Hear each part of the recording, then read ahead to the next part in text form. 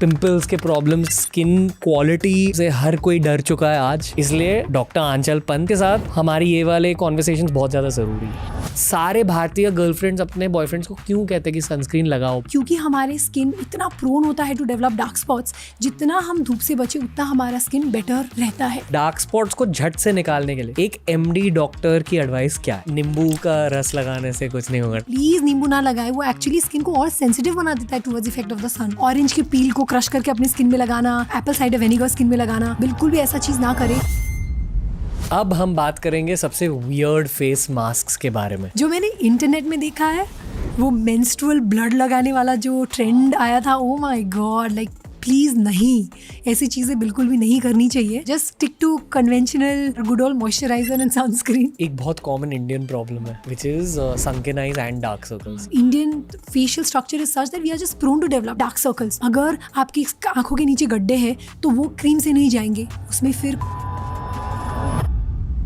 क्या हमें देसी स्किन केयर मास्क यूज करने चाहिए, जैसे कि मुल्तानी मिट्टी का बेसन? एज अ डर्मेटोलॉजिस्ट मैं फिजिकल स्क्रब्स बिल्कुल भी रेकमेंड नहीं करती। क्या Korean skin care mask use करने चाहिए? Korean mask are extremely popular, लेकिन जब भी हम कोरियन ब्यूटी के बारे में बात करते हैं, हमें लगता है कि अगर उनके प्रोडक्ट्स यूज करेंगे तो उनके जैसे स्किन हो जाएंगे, जो बिल्कुल भी नहीं होगी।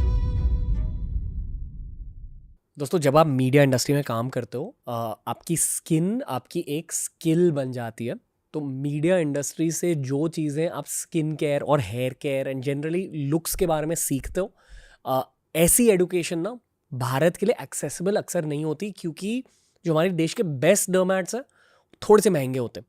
टीआरएस के इस एपिसोड के थ्रू मेरी कोशिश ये रही है कि आप सारों को बहुत ज़्यादा स्किन केयर बेस्ड नॉलेज मिल जाए फ्री ऑफ कॉस्ट, क्योंकि मैं मानता हूँ कि स्किन इश्यूज़ आजकल बहुत ज़्यादा बढ़ रहे हैं। पिंपल्स के इश्यूज़, डी पिगमेंटेशन के इश्यूज़, पिगमेंटेशन के इश्यूज़, स्किन इश्यूज़ बहुत ज़्यादा बढ़ रहे हैं। और साइंस अब इतना ज़्यादा एडवांस कर चुका है कि अगर आपने एक हाईली क्वालिफाइड डर्मैट की बातें सुनी तो आपके स्किन को बहुत ज़्यादा फ़ायदे मिलेंगे। आज की गेस्ट है डॉक्टर आंचल पंत, हमारे देश की one of the top dermatologist. I hope you enjoy today's episode. फट फट फट फट फट करके बहुत ज़्यादा नॉलेज निकल कर आई है स्किन केयर से related. This is one of the ultimate skin care based episodes. तो चाहे आप पिंपल से डील कर रहे हो, एजिंग इशू से डील कर रहे हो, all your skin care questions are answered in this episode. अगर आपको अपनी खुद की स्किन की क्वालिटी बढ़ानी है, this is the episode for you. ये एक पॉडकास्ट आपके लिए लाइफ लॉन्ग काम करेगा। That's the power of this episode. Enjoy Dr. Anchal Pant on TRS and make sure you follow her on her social media handles. But for now, this is the special Skincare 101 episode.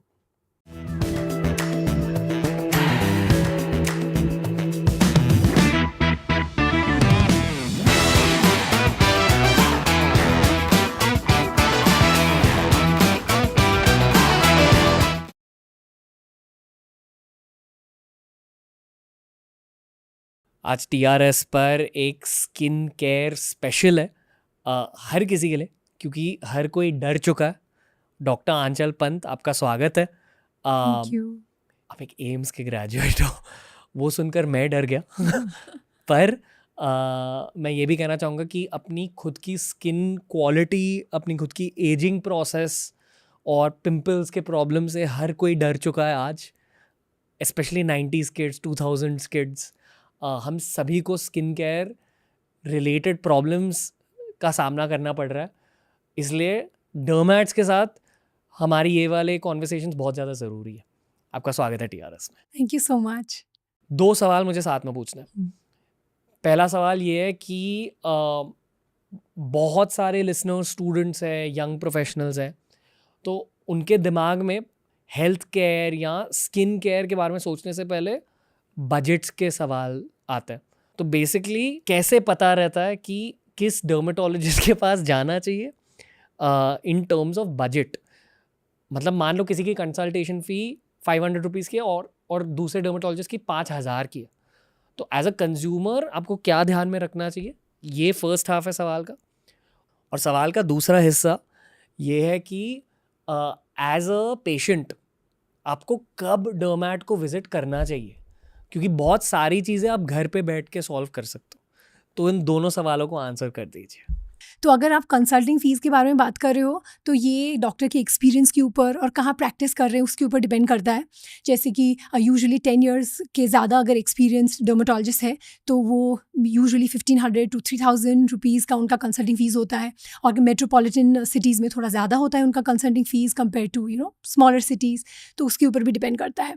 और देखिए आपने जैसे पूछा कि कैसे अपना best dermatologist आप choose करो, तो उसमें भी थोड़ा सा टाइम लगता है क्योंकि आजकल इतना ज़्यादा आपको इंस्टाग्राम में सारे डोमैट्स भी है, वहाँ से भी आप थोड़ा सा वाइब चेक जैसे हम बोलते हैं वो भी आप कर सकते हो कि who will fit your kind of sensibilities. उसके साथ साथ हाँ थोड़ा सा आप रिव्यूज़ पढ़ सकते हो, थोड़ा अपने दोस्तों के साथ भी पूछ सकते हो। See word of mouth is the best kind of way to जज। तो ऐसे करके आप एक डर्मेटोलॉजिस्ट को जीरो डाउन कर सकते हो। लेकिन डर्मेटोलॉजिस्ट एक ढूंढना भी थोड़ा सा टाइम और एफर्ट लगता है, शायद 1-2 बार आपको जानी पड़े तब जाके आपको पता चलेगा कि हाँ ये जो डर्मेटोलॉजिस्ट है आपकी रिक्वायरमेंट से अलाइन करते हैं। सही डर्मेट को ढूंढना डेटिंग की तरह होता है यस ना? ये क्यों होता है पर? तो देखिए डर्मेटोलॉजिस्ट का ना मतलब एक थोड़ा सा मुश्किल एक चीज़ ये है कि आप चाहते हो कि प्रॉब्लम सॉल्व करे, पर आप ये भी नहीं चाहते हो को वो प्रॉब्लम को इतना बड़ा बनाए कि द पर्सन बिकम्स इनसिक्योर। तो लाइक अगर कोई आ रहा है मेरे पास और मुझे दिखता है कि उनकी थोड़ी सी स्कार थोड़ी प्रोमिनेंट है जो मैं बेटर कर सकती हूँ, तो मैं चाहती हूँ कि बेटर करूँ, लेकिन मैं पॉइंट भी नहीं करना चाहती अगर वो उसको अफेक्ट नहीं कर रहा है। तो मेरे कंसल्टिंग रूम से बाहर जाने के बाद उसको नई प्रॉब्लम में नहीं देना चाहती कि अरे मैंने तो इसके बारे में सोचा ही नहीं था। अभी now if I say that oh your lips are thin then that's all they see. तो ऐसा भी नहीं होना चाहिए। So it's a very fine line that we tread always. और हमेशा पता होना चाहिए कि पेशेंट किस चीज़ के लिए आए हैं, तो उसी को पहले एड्रेस करो, ना कि उनको थोड़ा कॉन्शियस बनाओ उनके लुक्स के ऊपर but then also you want to treat and give the best treatment. वो तो एक है ही जो आप बेस्ट कर सकते हो पेशेंट के लिए, वो तो आप चाहोगे ही करना, लेकिन ऐसा भी नहीं कि उनमें कुछ इनसिक्योरिटी आप इंस्टिल करो जो पहले थी ही नहीं। तो वो थोड़ा सा रहता है। आई थिंक कि स्किन एज अ सब्जेक्ट एक बहुत डीप सब्जेक्ट है, मतलब बहुत सारे अलग फैक्टर्स रहते हैं। पर मैं थोड़े से फियर और इनसिक्योरिटी के पर्सपेक्टिव से बात करूँगा आज। हम बेसिकली एक इंसान की ज़िंदगी को 3 हिस्सों में डिवाइड करेंगे और मेरे अकॉर्डिंग उन 3 हिस्सों की वजह से स्किन की क्वालिटी इम्प्रूव होती है या डिक्रीज़ होती है। ठीक है, वो 3 सेगमेंट्स 3 चैप्टर्स मेरे लिए है फूड, सन और तीसरा फैक्टर है लाइफस्टाइल फैक्टर्स, जो सारे मिसलेनियस फैक्टर्स हैं। तो चाहे हम पिंपल्स की बात कर रहे हो या एजिंग की बात कर रहे हो, जनरली स्पीकिंग बॉडी में एक चीज़ होती है जिसका नाम है इन्फ्लेमेशन। आप एक एमडी डर्मैट हो, आपसे ये पूछना चाहूँगा कि क्या मोस्टली सारे स्किन प्रॉब्लम्स आपके बॉडी के इन्फ्लेमेशन से रिलेटेड हैं? हाँ, इन्फ्लेमेशन तो एक बेसिक चेंज होता ही है जब भी एक कुछ भी डिजीज़ के बारे में आप बात करो, मेन उसका स्टार्ट ही इन्फ्लेमेशन से ही होता है। मतलब आपके बिल्कुल। बॉडी के अंदर गर्माहट की वजह से थोड़ी सूजन हो जाती है, उस सूजन की वजह से आपके स्किन हेयर अफेक्ट हो जाता है। हाँ, जो आपने बोला जो मतलब बॉडी के अंदर कुछ इन्फ्लेमेशन की वजह से स्किन में चेंजेस आए वो एक चीज़ है, और सिर्फ स्किन में इन्फ्लेमेशन की वजह से वहाँ पे चेंज आए वो भी अलग है।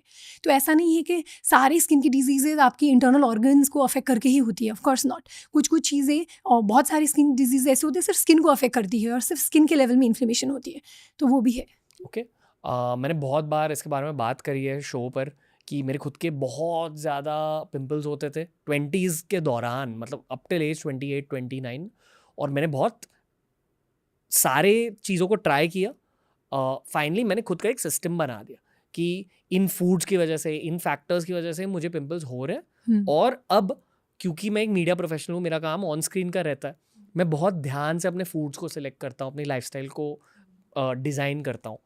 पर लॉन्ग टर्म में पिछले 15 सालों में मैंने ये सीखा है कि एटलीस्ट मेरे लिए मेरे फूड्स बहुत ज़्यादा अफेक्ट करते हैं मेरे पेट को एंड देयरफॉर मेरे स्किन को। आपके जितने भी पेशेंट्स आपके पास आते हैं सिमिलर प्रॉब्लम्स? बिल्कुल। तो जब आप एक्ने के बारे में बात कर रहे हो तो डेफ़िनेटली और डेयरी प्रोडक्ट्स को अवॉइड करना और शुगर को अवॉइड करना तो हम बोलते ही है सबको।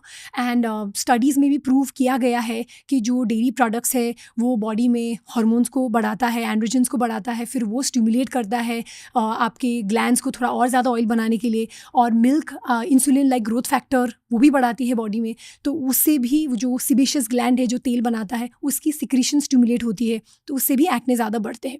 सेम चीज़ शुगर भी करता है, शुगर भी इंसुलिन लाइक ग्रोथ फैक्टर को बढ़ाता है, उसकी वजह से एक्ने ज़्यादा होते हैं। तो मिल्क प्रोडक्ट्स और शुगर तो मैं डेफिनेटली बोलूँगी सबको अवॉइड करना है अगर आपके एकदम इन्फ्लेम्ड एक्ने है तो। उसके साथ साथ देखो जंक फूड तो अवॉइड करनी है ही। उसका भी कुछ खास अच्छा असर तो होता नहीं है स्किन में, लेकिन स्किन को ना आप ऐसे देखिए कि जो भी बॉडी के लिए हेल्दी होता है वो स्किन के लिए भी अच्छा होता है, जो बॉडी के लिए हेल्दी नहीं होता वो स्किन के लिए भी हेल्दी नहीं होता। तो एकदम होलिस्टिक वे में आप अगर लेंगे कि सिर्फ स्किन को अच्छा करना नहीं, सिर्फ आप पूरे बॉडी को अच्छा करने के लिए क्या आप खा सकते हो, क्या चीज़ कर सकते हो, तो उसका पॉजिटिव इम्पैक्ट आपको स्किन में भी दिखेगी। ओके, थोड़ा सा डेयरी और शुगर के बारे में बात करते हैं। हाँ। और प्रैक्टिकल सॉल्यूशंस के साथ भी, ये मैं खुद के एक्सपीरियंस से बात कर रहा हूँ। डॉक्टर आप प्लीज़ एज अ डॉक्टर मुझे करेक्ट करो, ठीक है। मैं मोस्टली डिज़र्ट से, मिठाई, केक जो भी, उनसे थोड़ा सा दूर रहता हूँ। अगर स्वीट की क्रेविंग होती है मैं फ्रूट खा लेता हूँ, और वो भी कम, और वो भी सुबह सुबह, ना कि रात में, as much as possible. Plus जितना हो सके मैं टेबल शुगर के बदले या तो स्टीविया ऐड करता हूँ, या मंक फ्रूट नाम की एक चीज़ होती है उसे ऐड करता हूँ। वो एक स्वीटनर ही है। मैं खुद वो आर्टिफिशियल स्वीटनर से थोड़ा दूर रहता हूँ, क्योंकि मैंने ये देखा कि मेरे पेट में सूजन हो जाती है आर्टिफिशियल स्वीटनर्स की वजह से। एंड मोस्टली अगर मुझे सच में वो शुगर की क्रेविंग हो रही है, मैं थोड़ा सा गुड़ खा लेता हूँ। बट इफेक्टिवली मैं डिज़र्ट को दूर रख रहा हूँ अपनी लाइफ से, केक, मिठाई को दूर रख रहा हूँ, पेस्ट्री। सही सही है। Okay. एकदम सही है, बिल्कुल। आप शुगर का इंटेक जितना बेटर कम करोगे उतना आपकी स्किन में जल्दी से रिजल्ट्स आएंगे और उतना जल्दी आपका स्किन भी बेटर दिखेगा। शुगर ना स्किन को थोड़ा ड्राई और डिहाइड्रेट भी करता है, और थोड़ा रिंकलिंग भी आपको लगती है कि ज़्यादा दिख रही है। और शुगर का सिर्फ शॉर्ट टर्म इम्पैक्ट तो है ही एक्ने, लॉन्ग टर्म में भी वो एडवांस ग्लाइकेशन एंड प्रोडक्ट्स हम बोलते हैं वो करता है। तो शुगर बाइंड करता है प्रोटीन के साथ अपनी स्किन में, फिर वो ना प्रोटीन मतलब जो हमारे स्किन में कोलेजन है उसको एकदम ब्रेकेबल, एकदम जो इलास्टिसिटी है उसको कम कर देती है, तो जल्दी से ब्रेकेज हो जाती है और हीलिंग प्रोसेस भी डिले हो जाती है। कोलेजन आपकी स्किन को यंग, करेक्ट, look देता यंग, प्लायबल, यूथफुल दिखाने के लिए जो कोलेजन ज़रूरत होती है उसको थोड़ा सा वो इनफ्लेक्सिबल, थोड़ा स्टिफ बना देता है। तो इसीलिए भी हम बोलते हैं कि लॉन्ग टर्म भी अगर आप शुगर अवॉइड करोगे फ्रॉम एक्ने पर्सपेक्टिव और एजिंग पर्सपेक्टिव, दोनों से आपको फ़ायदा मिलेगा। ओके। पता है वेस्ट में एक बहुत मशहूर कहावत है, कहते हैं कि if you want to get rid of inflammation, get rid of sugar. ये मैंने बहुत हेल्थ एक्सपर्ट्स को बिल्कुल। बोलते हुए सुना है। हम्म, एज एन एमडी डॉक्टर आप अग्री करते हो? बिल्कुल बिल्कुल। ठीक है। एक और प्रैक्टिकल चीज़ बताऊंगा। मेरा खुद का एक स्वीट टूथ हुआ करता था, यानी कि बचपन में, स्पेशली टीनेज में, जब मैं 10th और 12th के लिए पढ़ाई कर रहा था, शुगर की क्रेविंग होती थी। मुझे गुलाब जामुन खाने थे, लिटरली गुलाब जामुन खाने थे। बट अभी डाइट के बारे में जानकर, आप जैसे डॉक्टर्स से बात करके, मैंने सीखा कि desserts make you fat the fastest. मोटापा बिल्कुल। बहुत झट से बढ़ जाता है Yes. डिजर्ट्स की वजह से, as compare to almost any other food. If you compare like sugar and fried food, I would say sugar definitely ज़्यादा आपके हार्म करेगी और जल्दी से आपको बॉडी में हार्मफुल इफेक्ट्स उसके दिखेंगे। तो हाँ, शुगर डेफिनेटली अवॉइड करोगे तो आपके स्किन में, हेल्थ में इम्प्रूवमेंट जल्दी से ही दिखती है। ओके। हमने सब्स्टिट्यूट्स की बात भी कर ली। अभी मुझे डेयरी के बारे में भी बात करना है। ये मैंने खुद के बॉडी में भी देखा है, और मेरे आसपास के जितने भी दोस्त हैं जो मेरे एज के हैं, उन सारों ने डेयरी को छोड़ दिया है। उन सारों की स्किन अफेक्ट हो जाती है एक ग्लास दूध पीकर। ये मैं दूध की बुराई नहीं कर रहा हूँ, पर जो शहर में हमें दूध मिलता है उसकी बुराई कर रहा हूँ। बिल्कुल। ठीक है। शायद जब आप पहाड़ों में जाते हो, आप नेपाल से हो ना, आई एम श्योर कि जब आप कुदरत के पास जाकर वो नेचुरल गाय की दूध पीते हो, may be it's not the same effect, I don't no, but definitely जो दूध हमें शहरों में मिलता है उससे स्किन प्रॉब्लम्स होते ही होते हैं, आई एम कन्विंस्ड। हाँ, वो तो है ही। और मिल्क स्टॉप करने के बाद आपको लगेगा 2-3 वीक्स में ही आपके एक्ने थोड़े से कम हो जाते हैं। तो मिल्क और एक्ने का तो रिलेशन है ही। तो वो जितना आप अवॉइड करोगे उतना बेटर। और क्योंकि हमारे इंडियन स्वीट्स में दोनों होते हैं, शुगर और मिल्क बेस्ड ही होता है सारे इंडियन स्वीट्स, तो इसको अवॉइड करना इतना मुश्किल हो जाता है। तो हाँ, तो और आपको एक चीज़ और समझना ज़रूरी है कि शुगर क्रेविंग ना आप जितना कंट्रोल करोगे उतना जल्दी आपको आसानी होगी बाद में। लाइक शुरू के बस 1 महीना 2 महीना थोड़ी सी मुश्किल होती है, उसके बाद जब आपकी बॉडी यूज्ड हो जाती है तो इतना क्रेविंग भी नहीं होती। तो जस्ट वो टाइड ओवर कीजिए, अबाउट 4 to 6 वीक्स थोड़ी सी मुश्किल होती है, उसके बाद फिर आपको इतना ज़्यादा क्रेविंग भी नहीं होती है शुगर की। और ना एक और बात है कि अगर आप फिटनेस में जाते हो, अगर आप एक्सरसाइज करना शुरू करते हो ना, तो आप नेचुरली हेल्दी ऑप्शंस चूज़ करते हो, क्योंकि आपको पता है कि वो डिज़र्ट में कितना कैलोरीज होता है। आपने इतना 45 मिनट्स या 1 आवर 1.5 आवर जिम में स्पेंड किया है, तो उसको आप नलीफाई नहीं करना चाहते, तो आप ऑटोमेटिकली सबकॉन्शियसली हेल्दी चॉइसेस बनाना शुरू करते हो। तो नॉट जस्ट कि आप सिर्फ डाइट में फोकस करो और सिर्फ आप अवॉइड करने की कोशिश करो, आप उसके साथ साथ थोड़ा सा एक्टिविटी भी अपने लाइफ में लाओ, थोड़ा सा आप एक्सरसाइज भी करना शुरू करोगे, तो देखना आपके ऑटोमेटिकली हेल्दी चॉइसेस होने लगेंगे। तो that will also have a positive impact skin में। ओके, एक और चीज़ कहना चाहूँगा दूध के बारे में। चीज़ और वे प्रोटीन की वजह से भी मैंने देखा कि मेरी बॉडी में बहुत ज़्यादा पिंपल्स हो जाते थे। मतलब मैं अगर एक स्लाइस पिज़्ज़ा भी खाता हूँ तो ब्रेकआउट स्टार्ट हो जाता है। तो वे प्रोटीन इज तो डेफिनेटली रिलेटेड। वे प्रोटीन की वजह से बहुत सारे बैक में पिंपल आ जाते हैं सडनली, जो जिम जाना शुरू करते हैं जिनके। तो अगर आपके अचानक से बैक में पिंपल्स आ रहे हैं, चेस्ट में पिंपल आ रहे हैं, तो you want to look into the intake of protein.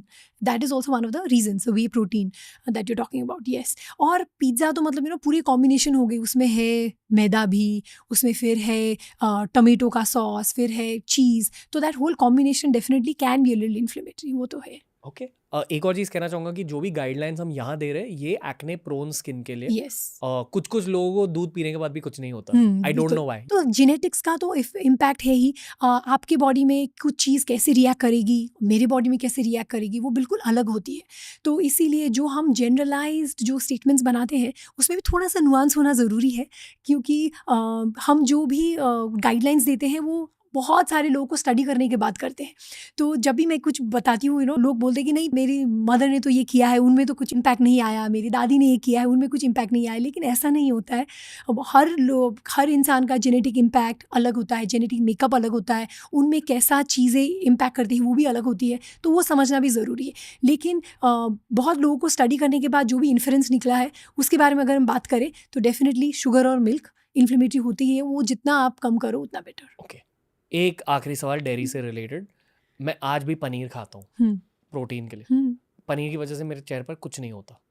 तो मैंने एक डाइटिशियन से पूछा था कि ये क्यों होता है, तो उन्होंने कहा था कि जब पनीर बनता है तो आई बिलीव लैक्टोज या लैक्टेज वो पीछे रह जाता है। एज इन वो जो पनीर का पानी सेपरेट हो जाता है, आप बेसिकली वो सॉलिड पनीर को खा रहे हो, उसमें पिंपल कॉजिंग चीज़ें नहीं होती है।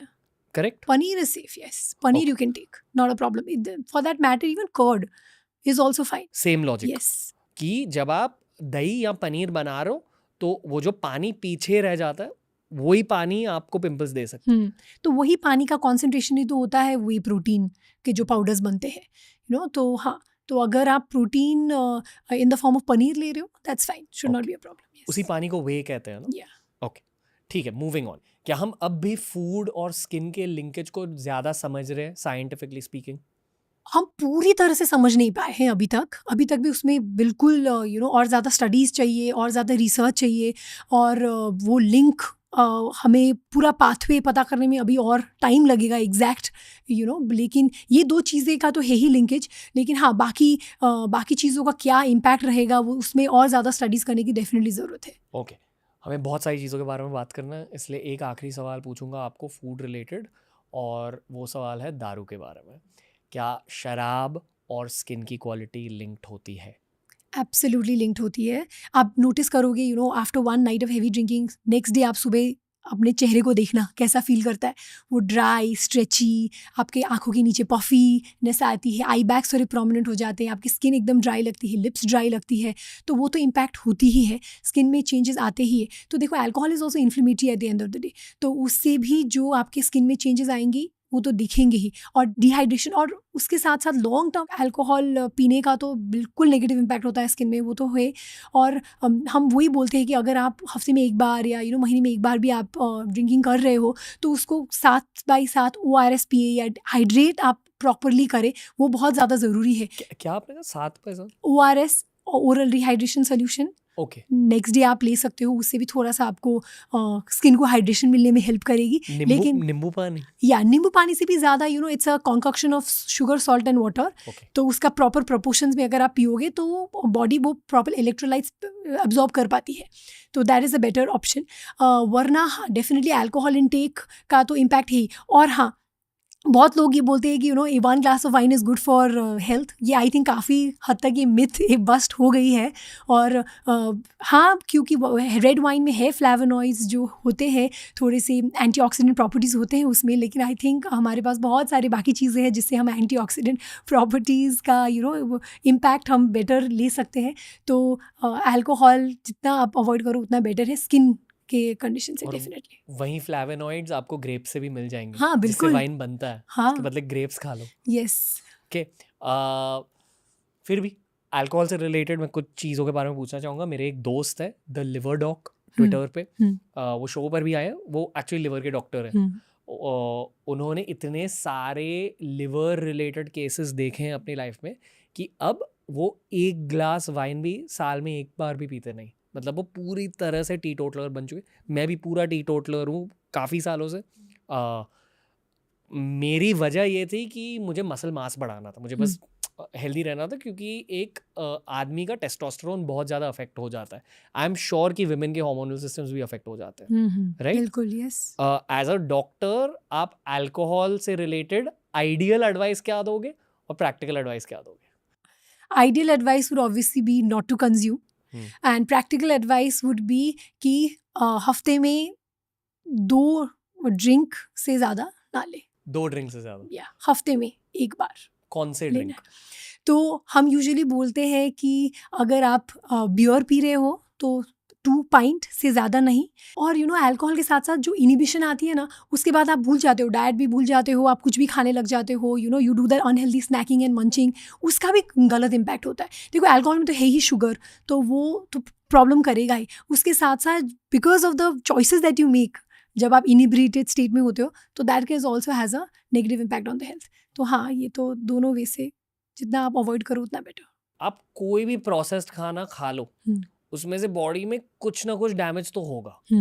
इट्स बेस्ट कि आप पैकेट से निकला हुआ खाना ना खाएं, एक आइडियल केस सिनेरियो में। जितना कम हो सकता है उतना। हाँ, वेस्ट में एक पॉपुलर डाइट है पेलियो डाइट। यहाँ बेसिक लॉजिक यही होता है कि आप नॉन वेज खा लो, वेज खा लो, बस फ्रेश खाना होना चाहिए, पैकेट से नहीं निकाल के खाना चाहिए। और वो बहुत झट से आपको रिजल्ट्स दे देता है in terms of fitness transformation. बिल्कुल, क्योंकि उसमें प्रिजर्वेटिव्स जो ऐड किया जाता है, उसमें इतना हाई सॉल्ट इंटेक होता है। आप देखो ना, पैकेज फूड में सॉल्ट और शुगर की वजह से ही वो इतना शेल्फ लाइफ उनकी बढ़ती है।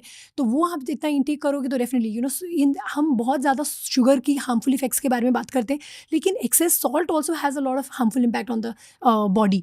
ब्लड प्रेशर इतना बढ़ जाना, स्किन को ड्राई होना, वाटर रिटेंशन होना, ये सब भी चीज़ें होती है हाई सॉल्ट इंटेक की वजह से। तो ये सॉल्ट और शुगर की हाई मात्रा जो होती है प्रोसेस्ड फूड में, इसकी वजह से जितना आप अवॉइड करो डेफिनेटली वो बेटर है। पता है, हेल्थ की दुनिया में कीटो डाइट वाले झगड़ रहे हैं कार्निवोर डाइट वाले के साथ, वो झगड़ रहे हैं पेलियो डाइट वालों के साथ, वो झगड़ रहे हैं वीगन डाइट वालों के साथ। ब्रायन जॉनसन जो इमॉर्टैलिटी को चेस कर रहे हैं, यानी कि वो अपने बॉडी को ऐसे हैक कर रहे हैं, बायो हैकिंग। बायो हैकिंग की वजह से एजिंग रिवर्स हो जाए and at the same time उनकी डेथ को बहुत ज़्यादा दूर कर। तो मैंने उनसे पूछा कि आप कितने साल के लिए जीना चाहते हो? वो बोले कि मैं मरना नहीं चाहता हूँ, और उस टारगेट को दिमाग में रख कर वो आगे बढ़ रहे हैं लाइफ के साथ। तो उन्होंने कहा इन सारे डाइट्स में कॉमनैलिटी ये है कि ये सारे एलिमिनेशन डाइट है। बेसिकली आप प्रोसेस्ड खाना अपनी लाइफ से हटा रहे हो, और ये इन सारों की कॉमन पॉजिटिव चीज़ है। आम इंसान ने अगर ये किया, झट से फिटनेस में फ़ायदे मिल जाते हैं। आई फील कि स्किन और हेयर की क्वालिटी भी बढ़ती है। डेफिनेटली। और पता है, ऐसा कुछ डाइट नहीं होता जो पूरे वर्ल्ड वाइड सबको सूट करे। आप कौन सी रीजन में बिलोंग करते हो, आप कौन सी एल्टीट्यूड में रह रहे हो, आप कैसे खाना खा के बड़े हुए हो, वो सबका भी इम्पैक्ट होता है। ऐसा नहीं है कि बिकॉज वो अमेरिकन्स को हेल्प कर रहा है वो एक पर्टिकुलर टाइप ऑफ डाइट और इंडियंस को भी वही अडॉप्ट करनी चाहिए, ऐसा नहीं होता है। जो आपके लोकल मार्केट में मिलता है वो आप चीज़ें अपने डाइट में इंक्लूड करिए। बस बेसिकली हाँ, थोड़ा सा प्रोटीन इंटेक हमारा कम होता है, उसको आप ध्यान में रखते हुए हमेशा डाइट एक फॉर्मुलेट कीजिए कि प्रोटीन का इंटेक प्रॉपर हो। उसके साथ साथ आप जितना हो सके उतना गो लोकल, वो भी एक अच्छा वे होता है अपने डाइट को प्रॉपर और क्लीन रखने का। अगर मुझे अनन्या पांडे या दीपिका पादुकोण जैसी स्किन चाहिए तो आज मुझे क्या करना चाहिए? जेनेटिक्स वो लोग इतने खूबसूरत है। तो एक चीज़ भी है, हम जब भी सेलिब्रिटीज़ को देखते हैं तो मेरे पास भी आते हैं लोग फ़ोटोज़ लेके मुझे इनकी तरह दिखना है और इनका ऐसे। तो सेलिब्रिटी का ना एक टाइप का उनका होता ही है facial structure, bone structure, like Deepika Padukone's jaw line, she is going to age better. जो उनकी स्ट्रक्चर होती है, जो उनका फेशियल फीचर्स इतने शार्प होते हैं, और even for Ananya Panday she has such a slim face, तो उन सब की एजिंग भी थोड़ी सी अलग टाइप की होती है, टाइटर होती है उनकी स्किन। तो हाँ, वो भी है। उसके साथ साथ they are very very particular about their diet, lifestyle. वो कभी भी जिम मिस नहीं करेंगे, वो कभी भी ऐसे इधर उधर के खाना नहीं खाएंगे। आप सिर्फ एंड प्रोडक्ट देख रहे हो, लेकिन उसमें कितना काम जाता है वो हम नज़रअंदाज कर देते हैं। हमें लगता है कि नहीं, कुछ क्रीम लगा के, कुछ सीरम लगा के उनकी जैसी स्किन हो जाएगी। बिल्कुल नहीं, आप उनकी लाइफस्टाइल भी तो देखो, वो कितना ख्याल रखते हैं वैसा दिखने के लिए, वो भी इंपॉर्टेंट है। And of course genetics play a huge role. Plus regular dermat visits. Yes, definitely. Regular dermat visits are very, very important. So I'm not saying that आपको हर महीने जाके डर्मैट को विजिट करनी है, लेकिन एक बेसिक कंसल्टेशन आप टीनेजर्स में आपके स्किन को पता करने के लिए, अंडरस्टैंड करने के लिए एक बार कीजिए। फिर उसके बाद even if once in a year आप जाके अपना स्किन एनालिसिस करते हो और उसको फॉलो करते हो, दैट इज़ ऑल्सो गुड। हाँ, अगर किसी का एक्ने है तो हम उनको बुलाते हैं एवरी 2 to 3 months या 2 to 3 weeks, जब तक वो सेटल हो जाता है। फिर एक बार सेटल हो जाए तो फिर वो इवन वंस एवरी 6 months भी आए तो दैट इज़ इनफ। क्या होती है स्किन एनालिसिस? तो हम बेसिकली आपके स्किन को थोड़ा नज़दीकी से देखते हैं, आपकी क्या एग्जैक्ट रिक्वायरमेंट्स है आपकी स्किन की, आपकी स्किन टाइप कैसी है, आपकी ड्राई स्किन है, नॉर्मल, कॉम्बिनेशन स्किन है, ऑयली स्किन है, और आपकी एक्ने प्रोन स्किन है, क्या ओपन पोर्स है, क्या आपको है थोड़ी टेंडेंसी डार्क स्पॉट्स होने की। और क्योंकि इंडियन पॉपुलेशन में मेलाज्मा, जो झाइयाँ हम बोलते हैं, वो इतने कॉमन होते हैं, तो जितना जल्दी वो पकड़ में आ जाए उतना बेटर होता है आपको लाइफस्टाइल में चेंजेस करने के लिए और उसको कंट्रोल करने के लिए।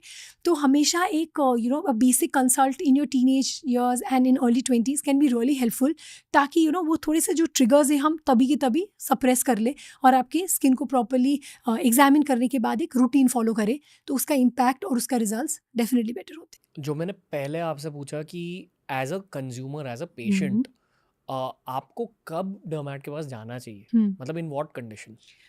तो देखिए, मैं तो बोलूँगी कि एज अ टीनेजर एक बार आप विजिट कीजिए एक बेसिक स्किन केयर रूटीन के लिए। फिर उसके बाद once every 1 to 2 years also you can go and visit just to know if you are on the right track और नॉट। उसके अलावा आजकल देखिए, पहले तो ऐसा होता था कि सिर्फ जब स्किन में प्रॉब्लम होती थी, खुजली हो गई, एक्ने हो गई, रेडनेस हो गया, कुछ एलर्जी हो गई, तभी लोग डर्मैट के पास जाते थे। लेकिन now thanks to social media and awareness, people do value good skin, तो उसकी वजह से वो एक स्किन के रूटीन बनाने के लिए भी आते हैं, और डर्मैट्स के पास वो एक रूटीन बनाने के लिए, अपनी स्किन को अंडरस्टैंड करने के लिए, अपनी स्किन के नीड्स को अंडरस्टैंड करने के लिए भी विजिट करते हैं, ताकि प्रिवेंटिव मेजर्स हम ले सके अर्ली। ओके, अब हम एक ऐसे टॉपिक के बारे में बात करेंगे जिसके बारे में भारत में बात होनी चाहिए। सनस्क्रीन को यूज़ करने के बाद मैंने एक्चुअली अपनी खुद की स्किन में इम्प्रूवमेंट देखी है, ग्लो ज़्यादा बढ़ गया है। आई डोंट नो वाई, मेरे को एग्जैक्ट साइंस नहीं समझता। मुझे बस ये पता है कि स्किन के अलग अलग लेयर्स होते हैं और किसी डीप लेयर को सन अफेक्ट करता है। बट आप प्लीज़ पहले तो एक प्रैक्टिकल पर्सपेक्टिव से समझाइए कि सारे भारतीय गर्लफ्रेंड्स अपने बॉयफ्रेंड्स को क्यों कहते हैं कि सनस्क्रीन लगाओ भाई, क्यों? अगर आप मुझे पूछेंगे कि सिर्फ मैं 2 ही प्रोडक्ट यूज़ करूँगा और कुछ भी अपने स्किन में नहीं लगाऊंगा, तो मैं बोलूँगी एक फेस वॉश से अपना चेहरा रात को धोइए और सुबह के टाइम पे एक सनस्क्रीन लगाइए।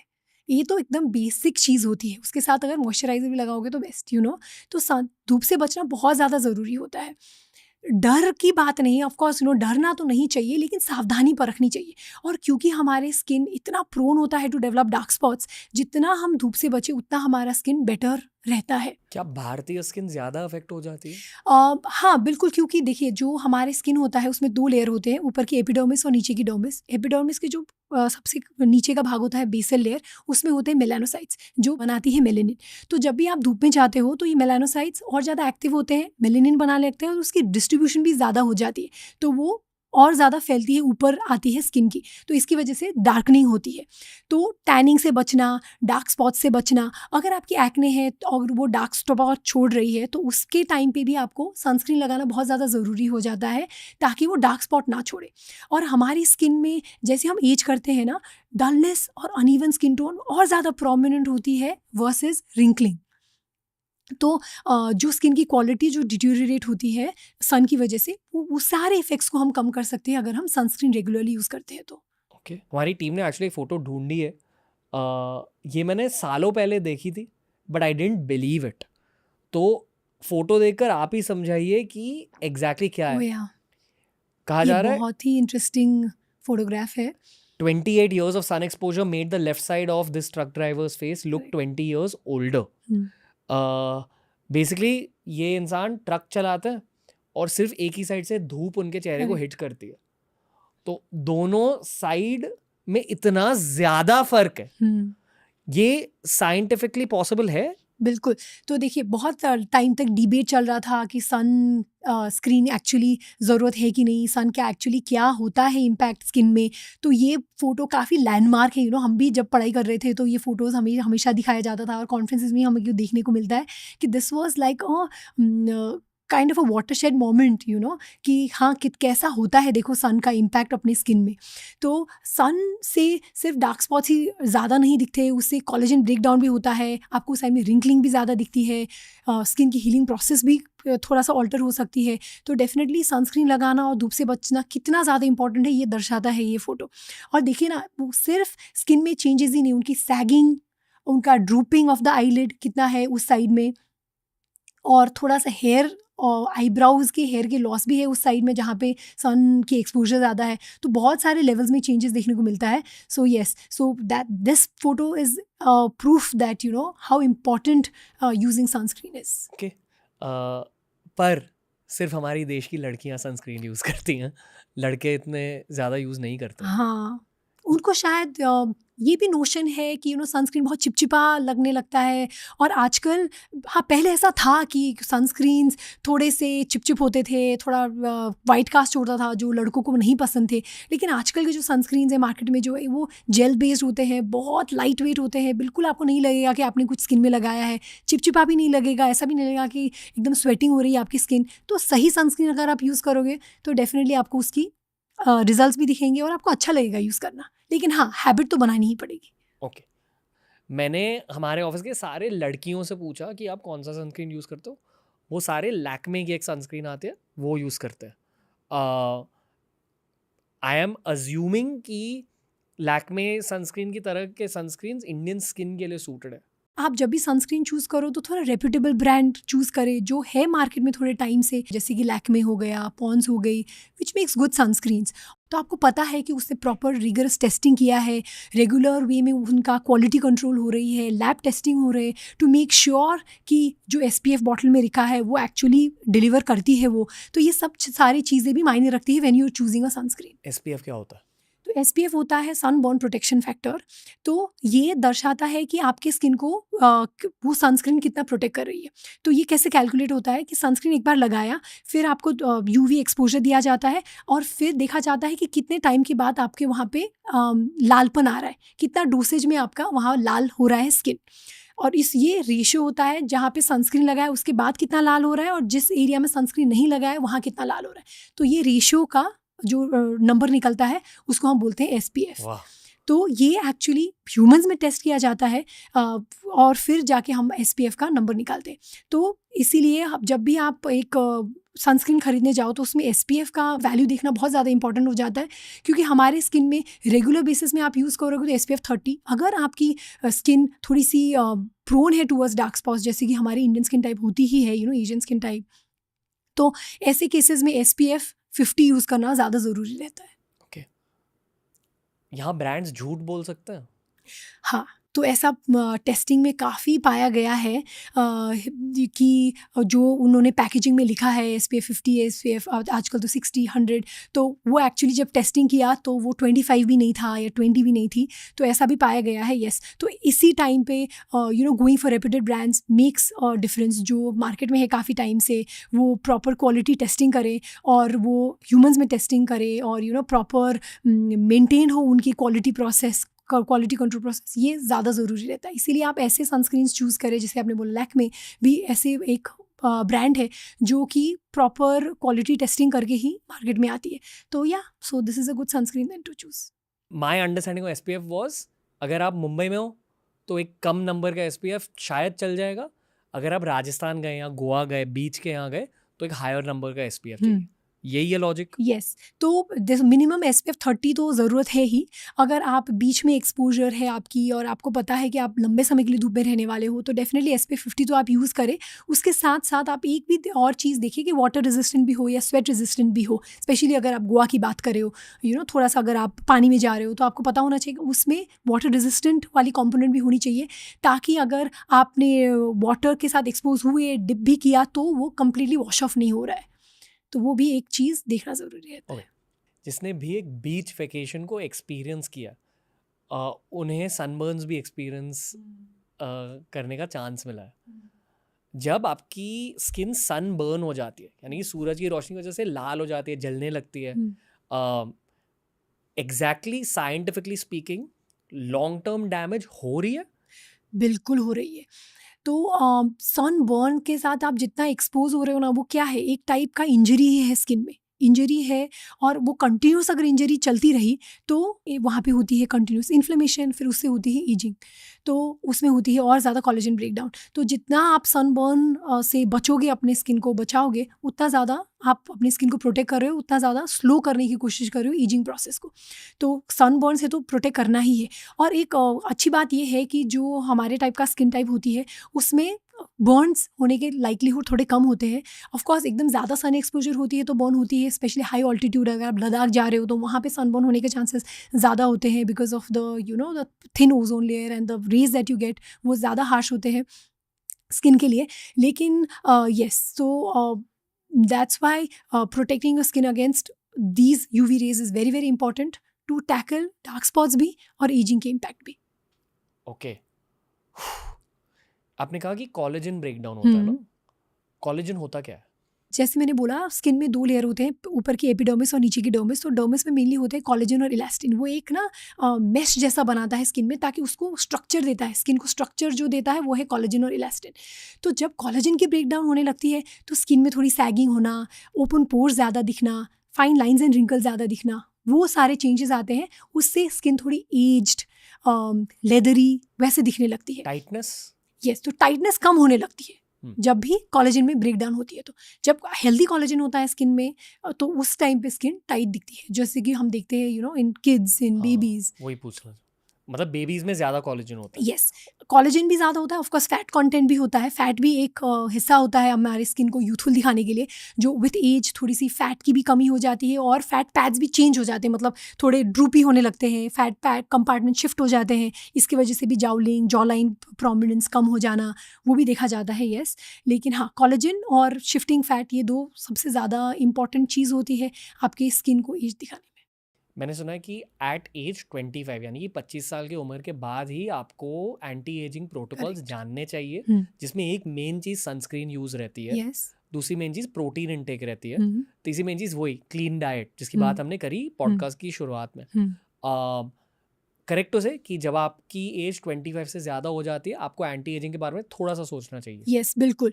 मैं तो बोलूँगी फ्रॉम टीनेज ईयर्स ओनली थोड़ा सन प्रोटेक्शन तो आप शुरू कीजिए। But yes, if you talking about antioxidant serums use करना या रेटिनॉल यूज़ करना अपने रूटीन में, वो 25 के बाद ही आप शुरू कर सकते हो। क्योंकि 25 के बाद जो कोलेजन ब्रेकडाउन होना शुरू होता है वो काफ़ी एविडेंट हो जाती है। उससे पहले यूज़ करना का कुछ खास मतलब नहीं बनता है। लेकिन हाँ, 25 के बाद आप एटलीस्ट सुबह में एक एंटीऑक्सीडेंट सीरम और रात को एक रेटिनॉल बेस्ड कुछ क्रीम, और फिर सनस्क्रीन तो ऑफकोर्स है ही, वो यूज़ करना आप रेगुलरली यूज़ करोगे तो डेफिनेटली आप ये एजिंग का प्रोसेस थोड़ा स्लो कर सकते हो। ओके, अभी 3 बहुत ज़्यादा प्रैक्टिकल और फास्ट पेस सवाल पूछूंगा आपसे। पहला बहुत की सवाल है, कॉर्पोरेट लाइफ के लिए हम्म, या स्टूडेंट लाइफ के लिए, हम्म, जिनकी अर्निंग्स जस्ट शुरू हुई है या शुरू हुई भी नहीं है, तो एक प्रैक्टिकल स्किन केयर रूटीन समझाइए 4 पॉइंट्स में। ओके। तो सुबह उठ के आप एक जेंटल क्लेंजर यूज़ कीजिए, उसके बाद एक मॉइस्चराइज़र और सनस्क्रीन, इतना भी आप करोगे।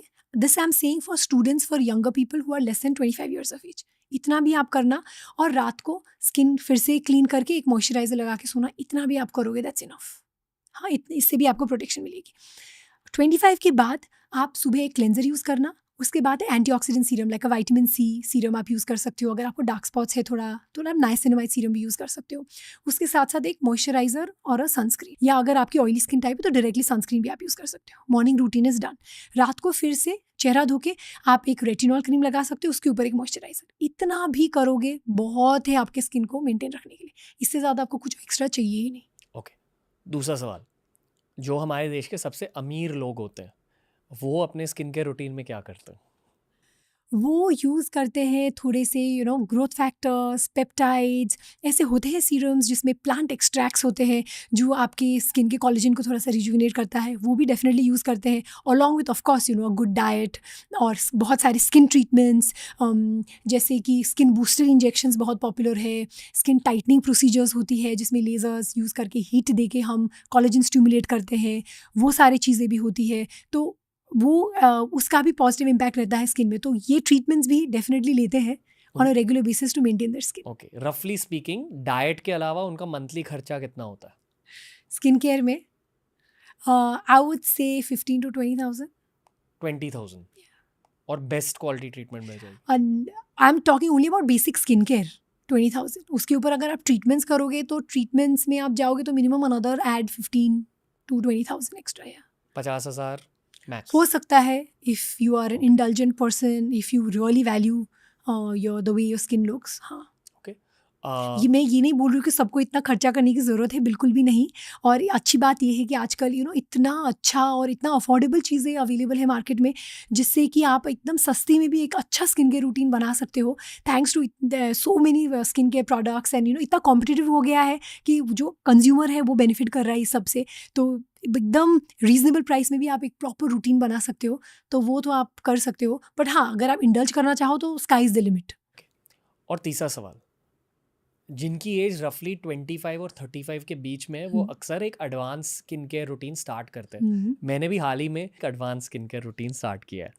उसमें मैं एक रेटिनॉल यूज़ करता हूँ, एक हाइलुरोनिक एसिड यूज़ करता हूँ और एक एंटी एक्ने सीरम यूज़ करता हूँ हर रात। ओके, ठीक है? yeah, that's good.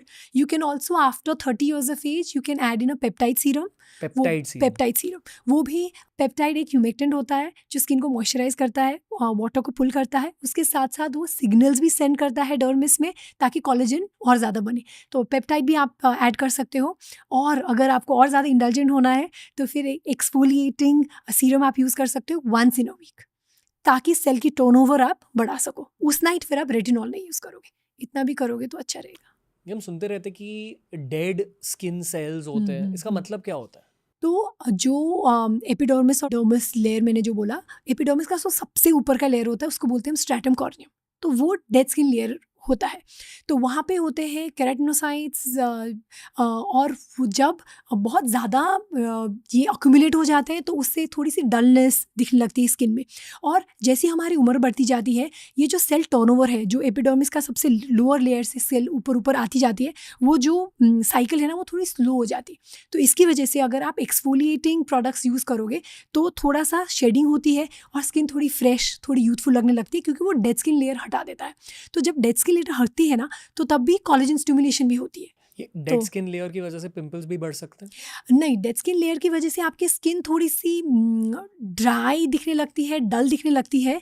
बट हाँ, तो एक दूसरा भी पार्ट है कि जो हेयर फॉलिकल के आसपास जो स्किन जमती है, जिसको बोलते हैं हाइपर कॉर्निफिकेशन, उसकी वजह से पिंपल ज़्यादा हो सकते हैं। तो हाँ, अगर आपके पिंपल एक्ने प्रोन स्किन है तो एक्सफोलिएट अगर आप वंस इन अ वीक करोगे तो डेफिनेटली हेल्प मिलेगी। ओके, आई थिंक आपने हाइपर पिगमेंटेशन को भी मेंशन किया था। आई थिंक ये भी भारतीय स्किन के साथ होता है, पर लोगों को पता नहीं कि ये भी एक प्रॉब्लम है। क्या होती है हाइपर पिगमेंटेशन? तो हाइपर पिगमेंटेशन एक ऐसी प्रॉब्लम है कि एकदम अम्ब्रेला टर्म है सारे चीज़ों को डिस्कस करने के लिए, जहाँ पे मेलेनिन की मात्रा बढ़ जाती है। Dark spots. यस, तो डार्क स्पॉट्स होते हैं। तो इसका सबसे कॉमन कारण होता है मेलाज्मा, जो हमारे स्किन टाइप में देखा जाता है। फिर होता है पोस्ट इन्फ्लेमेटरी हाइपर पिगमेंटेशन, मतलब कि कोई भी आपके स्किन में कुछ भी चोट लगे उसके बाद जो काला दाग छोड़ता है उसको हम बोलते हैं पोस्ट इन्फ्लेमेटरी हाइपर पिगमेंटेशन। कुछ भी इन्फ्लेमेशन हुआ उसके बाद काला दाग छोड़ा, तो ये सबसे ज़्यादा कॉमनली देखा जाता है। उसके साथ होते हैं एज स्पॉट्स, सन स्पॉट्स, वो भी देखने को मिलता है। तो जैसे हमारी उम्र बढ़ती जाती है स्किन थोड़ा अनइवन दिखने लगता है, क्योंकि स्केल की टर्नओवर भी कम हो गई और ये स्पॉट्स भी थोड़े लंबे समय के लिए अपनी स्किन में रहने लगती है। डार्क स्पॉट्स इसी अम्ब्रेला टर्म में आ जाते हैं ना, हाइपर पिगमेंटेशन। यस, ओके, नींबू का रस लगाने से कुछ नहीं होगा प्लीज ना? मत लगाइए। नींबू का रस बहुत ही खराब है। I am so glad you brought this up, क्योंकि बहुत लोगों को लगता है कि किचन में जो भी प्रोडक्ट्स मिलते हैं वो आपके स्किन में कोई हानिकारक नहीं होता है और it will not cause any kind of side effects. Please नींबू ना लगाए, वो एक्चुअली स्किन को और सेंसिटिव बना देता है टुवर्ड्स इफेक्ट ऑफ द सन। नींबू सच ए कंटेंशियस टॉपिक। मुझे तो इतना वो गुस्सा आता है जब मैं नींबू के बारे में सोचती हूँ, जो स्किन में लगा रहे नींबू, और ये ऑरेंज के पील को क्रश करके अपनी स्किन में लगाना, और एप्पल साइडर विनेगर स्किन में लगाना। बिल्कुल भी ऐसा चीज़ ना करें, ये एसिडिक होते हैं, स्किन को और ज़्यादा इरिटेट करेगी। और नींबू तो फोटो सेंसिटाइजर होता है, मतलब स्किन में और ज़्यादा सेंसिटिव बनाता है टुवर्ड्स इफेक्ट्स ऑफ द सन। तो अगर आपकी डार्क स्पॉट है तो वो और ख़राब करेगी, तो प्लीज़ नींबू नहीं लगाना। Okay, Yes. ये नींबू का लॉजिक आया कहाँ से? नींबू का लॉजिक आई थिंक, देखिए जब भी आप थोड़ा सा स्किन को इरिटेट करते हो ना, तो वो इन्फ्लेमेशन भी होता है और एक्सफोलिएशन भी होती है। तो शायद उससे उनको लगा होगा कि थोड़ा ब्राइटनिंग इफेक्ट भी आ रही है नींबू लगाने से, लेकिन वो ब्राइटनिंग इफेक्ट से ज़्यादा ये जो साइड इफ़ेक्ट है और जो इरिटेशन है वो ज़्यादा देखने को मिलता है। तो नींबू लोग इसीलिए लगाते हैं, उनको लगता है कि उससे थोड़ी सी ब्लीचिंग जैसी आती है और थोड़ा ब्राइट होता है, लेकिन बिल्कुल भी नहीं। बहुत कम लोगों में उसकी अच्छी चीज़ें और अच्छा इफेक्ट दिखता है, और मोस्ट लोगों में तो खराबी मैंने देखा है। तो प्लीज़ नींबू on the skin is a bad idea. ये जब मैं कॉलेज में था बहुत लोग करते थे, बहुतों को पिंपल्स का प्रॉब्लम था। एक्टिव पिंपल्स पे भी लगाते थे, इन टर्म्स ऑफ वो बोलते कि बैक्टीरिया मर जाता है नींबू के हाँ, जूस क्योंकि से। एग्जैक्टली वो एसिड की वजह से वो थोड़ा सा इरिटेट होके स्किन में थोड़ा एक्सफोलिएशन करके एक्ने को कम करने की कोशिश करे, लेकिन बिल्कुल ना करे। वो एक्चुअली उससे जो डार्क स्पॉट छूटता है एक्ने में वो और ज़्यादा लंबे रहता है। ओके, इसी डार्क स्पॉट से लोग डरते हैं अक्सर, क्योंकि डार्क स्पॉट्स कभी कभी ना 2-3 महीने के लिए रहते हैं।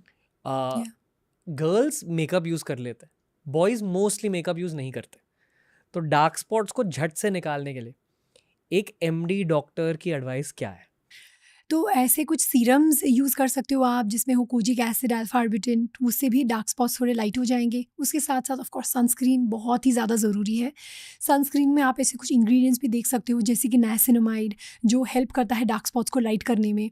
तो हाँ, डेफिनेटली सनस्क्रीन का इस्तेमाल करना तो सबसे ज़्यादा ज़रूरी होता है अगर आप डार्क स्पॉट से फाइट कर रहे हो तो, क्योंकि जितना आप धूप से बचोगे और सनस्क्रीन लगाओगे, और सिर्फ सनस्क्रीन लगाना नहीं, सन प्रोटेक्शन सीकिंग बिहेवियर, जैसे कि छाता लेके चलना, 11 to 3 के बीच में सन अवॉइड करना, वो सब भी एक इम्पॉर्टेंट एस्पेक्ट होता है सन प्रोटेक्शन का। तो ये करोगे तो डेफिनेटली आपका डार्क स्पॉट जल्दी हील हो जाएंगे, और जो एक्ने है वो डार्क स्पॉट्स इतना लंबा टाइम के लिए छोड़ेगा भी नहीं। तो आप बेसिकली ये कह रहे हो कि सनस्क्रीन भी यूज़ करना चाहिए, सीरम भी यूज़ करना चाहिए। देखो, मैं प्लांट प्रोटीन लेता हूँ, उसके अंदर आ जाता है क्रिएटिन कभी कभी। Creatine based plant protein solve my problem, पर क्रिएटिन अलग से नहीं लेना। उसी पर्सपेक्टिव से सनस्क्रीन में इनबिल्ट चीज़ें भी आ सकती है। हाँ बिल्कुल। तो आजकल जो मार्केट में सनस्क्रीन होते हैं उसमें नाइसिनामाइड भी होता है, तो वो हेल्प करती है डार्क स्पॉट को लाइट करने में। तो सन प्रोटेक्शन तो है ही, उसके साथ साथ डार्क स्पॉट भी आपका फाइट कर रहा है। तो definitely sunscreens with these ingredients आप चूज़ कर सकते हो अगर आपको डार्क स्पॉट जल्दी से कम करना है तो।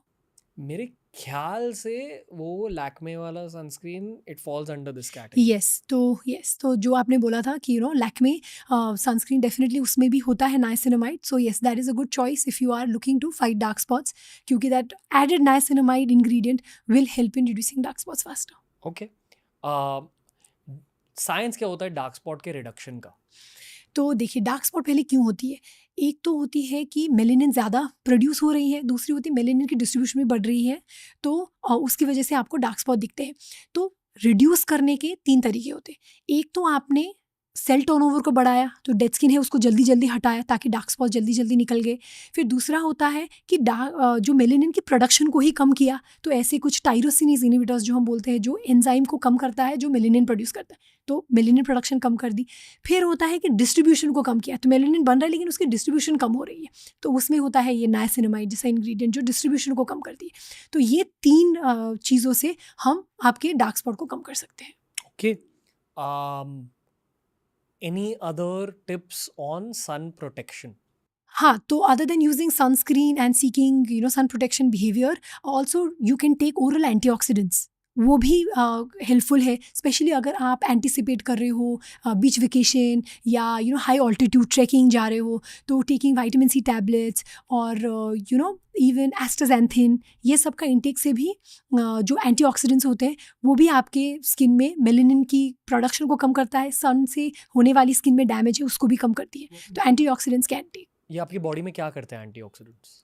तो जब भी स्किन बॉडी में कुछ भी प्रोसेस होती है, वो प्रोसेस में फ्री रेडिकल्स जनरेट होते हैं, तो फ्री रेडिकल्स जो है वो सेल्स को हार्म कर सकती है, डैमेज करती है। यानी कि ये बॉडी की गंद होती है। यस, लाइक जैसे आपने बोला गर्मी होती है, मान के चलो, तो those free radicals cause damage to the cells, body के अंदर का पोल्यूशन। हाँ, सिंपली पुट। तो उसमें अगर आप एंटीऑक्सीडेंट डालोगे तो इट्स लाइक अ स्कैवेंजर, जो ये जो फ्री रेडिकल्स की इल इफेक्ट है उसको नलीफाई करता है। तो एंटीऑक्सीडेंट बेसिकली फ्री रेडिकल की जो डैमेज है उसको कम करता है। मैंने सुना है कि लॉन्ग टर्म में ये फ्री रेडिकल डैमेज की वजह से कैंसर भी हो सकता है। यस, तो देखिए, फ्री रेडिकल कंटिन्यूसली चलता रहे तो यस, इन्फ्लेमेशन होती है, एजिंग के भी चेंजेस आते हैं, यस, तो उससे सेल्स में बहुत सारे अदर इम्पैक्ट आ सकते हैं which we don't want. Okay, थोड़ी सी कैंसर के बारे में बात कर लें। मैंने बचपन में ये पढ़ा था कि Australia is the capital of skin cancer in the Yes. World. I think कि वो जो ओजोन लेयर के होल का प्रॉब्लम था अब वो सॉल्व हो चुका है, कम है, मतलब कंपेयर टू 20 इयर्स अगो। पर उस ओजोन लेयर के होल की वजह से ऑस्ट्रेलिया जो हमारे साउथ पोल के पास है, वहाँ ज़्यादा सूरज की हार्मफुल रेज घुसती थी वहाँ तक, तो ऑस्ट्रेलियंस में ज़्यादा स्किन कैंसर पाया जाता था। तो Australia is a very interesting way to study the impact of sun exposure on the skin, क्योंकि वहाँ पे लोग गोरे होते हैं, उनकी स्किन में बहुत कम मेलेनिन होती है, क्योंकि वो सारे हिस्टोरिकली देखिए सारे इमिग्रेंट्स थे जो कहीं और कॉन्टिनेंट से वहाँ पे गए हैं, तो उनकी स्किन में है नहीं मेलेनिन। लेकिन जो इंसिडेंस है UVA और UVB की, वो बहुत ही स्ट्रॉन्ग रेज होते हैं उधर, तो उसकी वजह से, और वहाँ पे आउटडोर एक्टिविटीज़ बहुत ज़्यादा इंडल्ज करते हैं लोग, तो बच्चों को ही सनबर्न हो जाते हैं, तो ये बार बार सनबर्न जो होते रहते हैं, उससे हर सनबर्न जो होता है वो बाद में जाके मेलानोमा होने के चांसेस बढ़ाता है। क्या होता है मेलानोमा? मेलानोमा एक टाइप का स्किन कैंसर होती है। It is a kind of very aggressive type of cancer which we really try to avoid by you reducing sun exposure. तो ये मेलानोमा की रिस्क, और जो भी स्क्वामस सेल कार्सिनोमा होता है जो सन रेज की एक्सपोजर की वजह से ज़्यादा होती है, उसकी सबसे ज़्यादा हाईएस्ट इंसिडेंस ऑस्ट्रेलियंस में देखा जाता है। Early signs of skin cancer क्या होते हैं? अर्लीस्ट साइन होता है अगर आपके स्किन में कुछ आपको नया मोल जैसा कुछ दिख रहा है, तो अगर आपके स्किन में थोड़ी सी अल्सर जैसी है तो वो बिल्कुल हील नहीं हो रही, बहुत टाइम के लिए वहाँ पे है, खुरदुरापन है आपके स्किन में, और वहाँ पे अगर ब्लीडिंग हो रही है, कालापन हो रहा है, अल्सरेशन हो रही है, हील नहीं हो रही वो लंबा टाइम के लिए, वो एक टाइप का साइन होता है।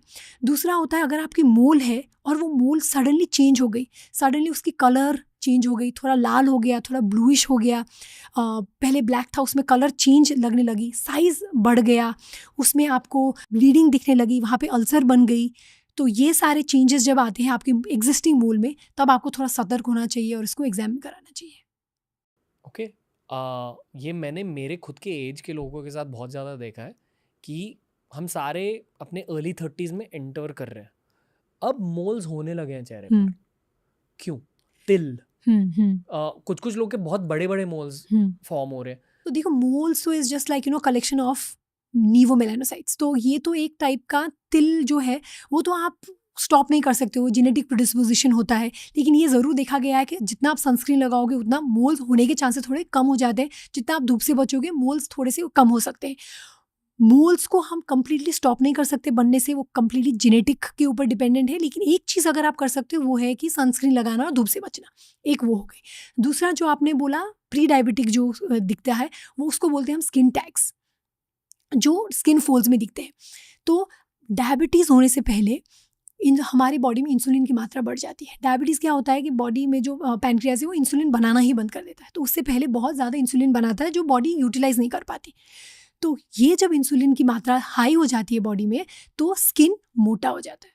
जो हमारे स्किन में जो अपर लेयर है एपिडर्मिस की, वो केराटिनोसाइट्स वो थिक होने लगती है, तो वो फिर स्किन टैग्स बनने लगती है। तो स्किन टैग्स ही नहीं, डार्कनिंग होने लगती है गर्दन की एरिया में, अंडर आर्म्स की एरिया में darkening, thickening of the skin होने लगती है, ग्रोइन की एरिया में आपको थिकनेस और डार्कनिंग दिखने लगेगी। तो that is called as acanthosis nigricans, which is also part of pre diabetic kind of a symptom. तो इसमें फिर होता है स्किन टैग्स जो आप अपने बॉडी फोल्ड्स में देख सकते हो। चीनी से दूर रहो। यस, और एक्सरसाइज कीजिए, staying active, maintaining healthy body weight, this is very very important. Okay, हमने जो ब्लैक तिल की बात करी, उसमें भी अलग साइज के तिल होते हैं अलग अलग लोगों में, क्यों? तो ये भी जेनेटिकली डिटर्मिन्ड होती है। जो देखिए, जो थोड़े छोटे तिल जैसे बोलते हैं, जो फ्रेकल्स भी होते हैं, जो एकदम लाइट ब्राउन कलर के होते हैं, जो थोड़े डार्क कलर वेल डिफाइंड होते हैं, उसको हम लेंटिजिन्स बोलते हैं। फिर जो थोड़ा सा फील होता है हाथों में और जो एकदम डार्क दिखता है, उसको हम नीवस भी बोलते हैं। तो ऐसे अलग अलग टाइप के तिल होते हैं। हमारे स्किन टाइप में हाँ तिल दिखते ही हैं, क्योंकि हमारे है ही मेलानिन की मात्रा ज़्यादा, और उसमें नियोमेलानोसाइट्स की वजह से भी ये सब देखने को मिलता है। तो बेसिकली तिल तब बनता है कि जब there is a kind of a dysregulation in cell division. जब सेल मल्टीप्लाई हो रहे हैं, वो थोड़े से अलग टाइप के मल्टीप्लाई हो गए, तो वो तिल बन जाते हैं। तो तिल से बचने का तो कुछ खास चारा नहीं है, लेकिन अगर धूप से बचोगे तो थोड़े तिल कम होने के चांसेस होते हैं, लेकिन कम्प्लीटली तो नहीं बच सकते हो। पूरी तरह से जेनेटिक एंगल है यहाँ। बिल्कुल। ओके, तो अगर आपके पापा के ज़्यादा तिल है या मम्मी के ज़्यादा तिल है, होने के चांसेस ज़्यादा है, और भले ही फैमिली में किसी को भी तिल ना हो, तो भी आप में तिल होने के चांसेस भी हो सकते हैं। ओके, आई बिलीव कि तिल को भी निकाला जा सकता है लेजर हाँ से। हाँ बिल्कुल। तो तिल मेनली जो हम नीवस बोलते हैं, वो 3 टाइप के होते हैं। एक होता है जंक्शनल नीवस, जो एकदम फ्लैट होती है। एक होता है डर्मल नीवस, जो आपको दिखता है लेकिन स्किन कलर की होती है। एक होता है कंपाउंड नीवस, जो काला कलर का होता है और फील भी होता है, तो अगर थोड़ा सा डेप्थ है नीवस में, तो उसको तो फिर पूरा ही आपको निकालना पड़ेगा। उसके बाद हल्का सा स्कार रह सकती है, क्योंकि आप पूरे के पूरे डेप्थ को जब प्रॉपर्ली निकालोगे तभी नीवस वापस नहीं आएगी। सिर्फ ऊपर ऊपर से लेजर से चलाओगे, फिर वो नीवस वापस आ जाएगी। पेन होता है हल्का सा, क्योंकि हम एनेस्थीसिया देके करते हैं, तो खास कुछ ऐसा पेन नहीं। बट हाँ, एनेस्थीसिया का प्रिक तो आपको पता चलेगा ही। और जो एकदम फ्लैट तिल होती है, वो हम लेजर से भी निकाल सकते हैं। यस। ओके, ये आप करते हैं या प्लास्टिक सर्जन? तो देखिए, अगर साइज़ के ऊपर डिपेंड है, छोटा तिल है तो ऑफ कोर्स डर्मेटोलॉजिस्ट भी निकालते हैं, लेकिन अगर एकदम अक्रॉस प्लेन्स है, बड़ा है, कॉस्मेटिकली बहुत इंपॉर्टेंट साइड में है, तो फिर यस, प्लास्टिक सर्जन फिर उसमें। ओके, खर्चा कितना होता है? There is a huge range. I would say somewhere, it depends upon the size of the mole. A small mole can cost just 2,000 to 3,000 to remove. अगर मीडियम साइज है तो may be 8,000 to 10,000. अगर बहुत बड़ा है तो it can even cost up to 20,000 to 25,000 to remove. Okay, moving on. एक बहुत की टॉपिक है लड़कों के लिए स्पेशली, बट आई फील कि आज के ज़माने में लड़कियों के लिए भी, शेविंग। मैंने देखा कि लड़कियां भी शेव करती है थोड़ा बहुत आजकल, पर शेविंग से भी थोड़े बहुत स्किन प्रॉब्लम्स हो सकते हैं। आप सही तरीके से शेविंग नहीं करो तो डेफिनेटली प्रॉब्लम होगी। अगर आप अनस्टेराइल का ब्लेड यूज़ कर रहे हो तो, गंदे ब्लेड, यस। अगर आप प्रॉपरली स्किन को क्लीन नहीं कर रहे हो बिफोर एंड आफ्टर, अगर आप against the direction of hair shave कर रहे हो तो always shave in the direction of hair. तो ये सब चीज़ें करना, शेव करने के बाद स्किन को प्रॉपरली मॉइस्चराइज करना, ये सब बहुत ज़्यादा ज़रूरी होती है आपकी स्किन को मेंटेन रखने के लिए। आफ्टर शेव चलता? येस, आफ्टर शेव आप बिल्कुल यूज़ कर सकते हो, एंटीसेप्टिक ही होती है वो, लेकिन कभी कभी ना आफ्टर शेव ना स्किन को ड्राई भी कर सकती है। तो एक हम बोलते हैं contact dermatitis, irritant contact dermatitis, जब कभी क्योंकि आफ्टर शेव में होता है थोड़ा अल्कोहल कंटेंट, तो वो स्किन को ड्राई कर सकती है। तो अगर आपका स्किन थोड़ा सा इरिटेटेड हो जाता है आफ्टर शेव के बाद, तो बेटर रहेगा अगर आप शेविंग के बाद यूज़ करोगे एक मॉइस्चराइजर, वो भी दैट ऑल्सो हेल्प्स। क्या लड़कों और लड़कियों की स्किन में फ़र्क होता है? हाँ, बिल्कुल होती है। लड़कों का स्किन थोड़ा-सा थिकर होता है और उनमें जो सीबेशियस ग्लैंड की साइज़ होती है, जो तेल बनाता है, उसकी साइज़ बड़ी होती है एज़ कम्पेयर टू वुमेन। तो इसीलिए नोज़ में ब्लैक हेड्स, ओपन पोर्स दिखने को ज़्यादा मिलता है लड़कों में। और क्योंकि because of the presence of beard, हम हमेशा जब भी लड़कों का स्किन केयर अप्रोच करते हैं, हम थोड़ा-सा stronger kind of actives choose करते हैं, which will penetrate actually because वो beard forms as a barrier. तो अगर मैं किसी लड़के को कुछ क्रीम दे रही हूँ, तो I would want it to be slightly thicker, slightly gel based, so that it can penetrate through the beard that he has, specially if he keeps a beard. तो वो थोड़ा सा हल्का डिफरेंस होता है। दूसरा, I think more than the quality of skin, it's their habit and how difficult it is for them to accept skin care, और एक रूटीन बनाना उनके लिए इतना मुश्किल हो जाता है।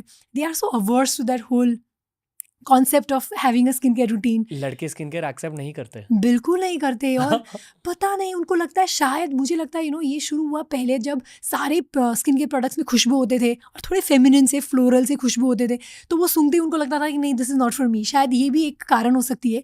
आजकल थैंक्स टू सोशल मीडिया इतना ज़्यादा अवेयरनेस आ गई है, और आज मेरे पास काफ़ी सारे लड़के भी आते हैं just for a skin care routine, क्योंकि सबको अच्छा दिखना है, सबको थोड़ा सा अपनी स्किन की क्वालिटी मेंटेन करनी है, हेल्थ मेंटेन करना है।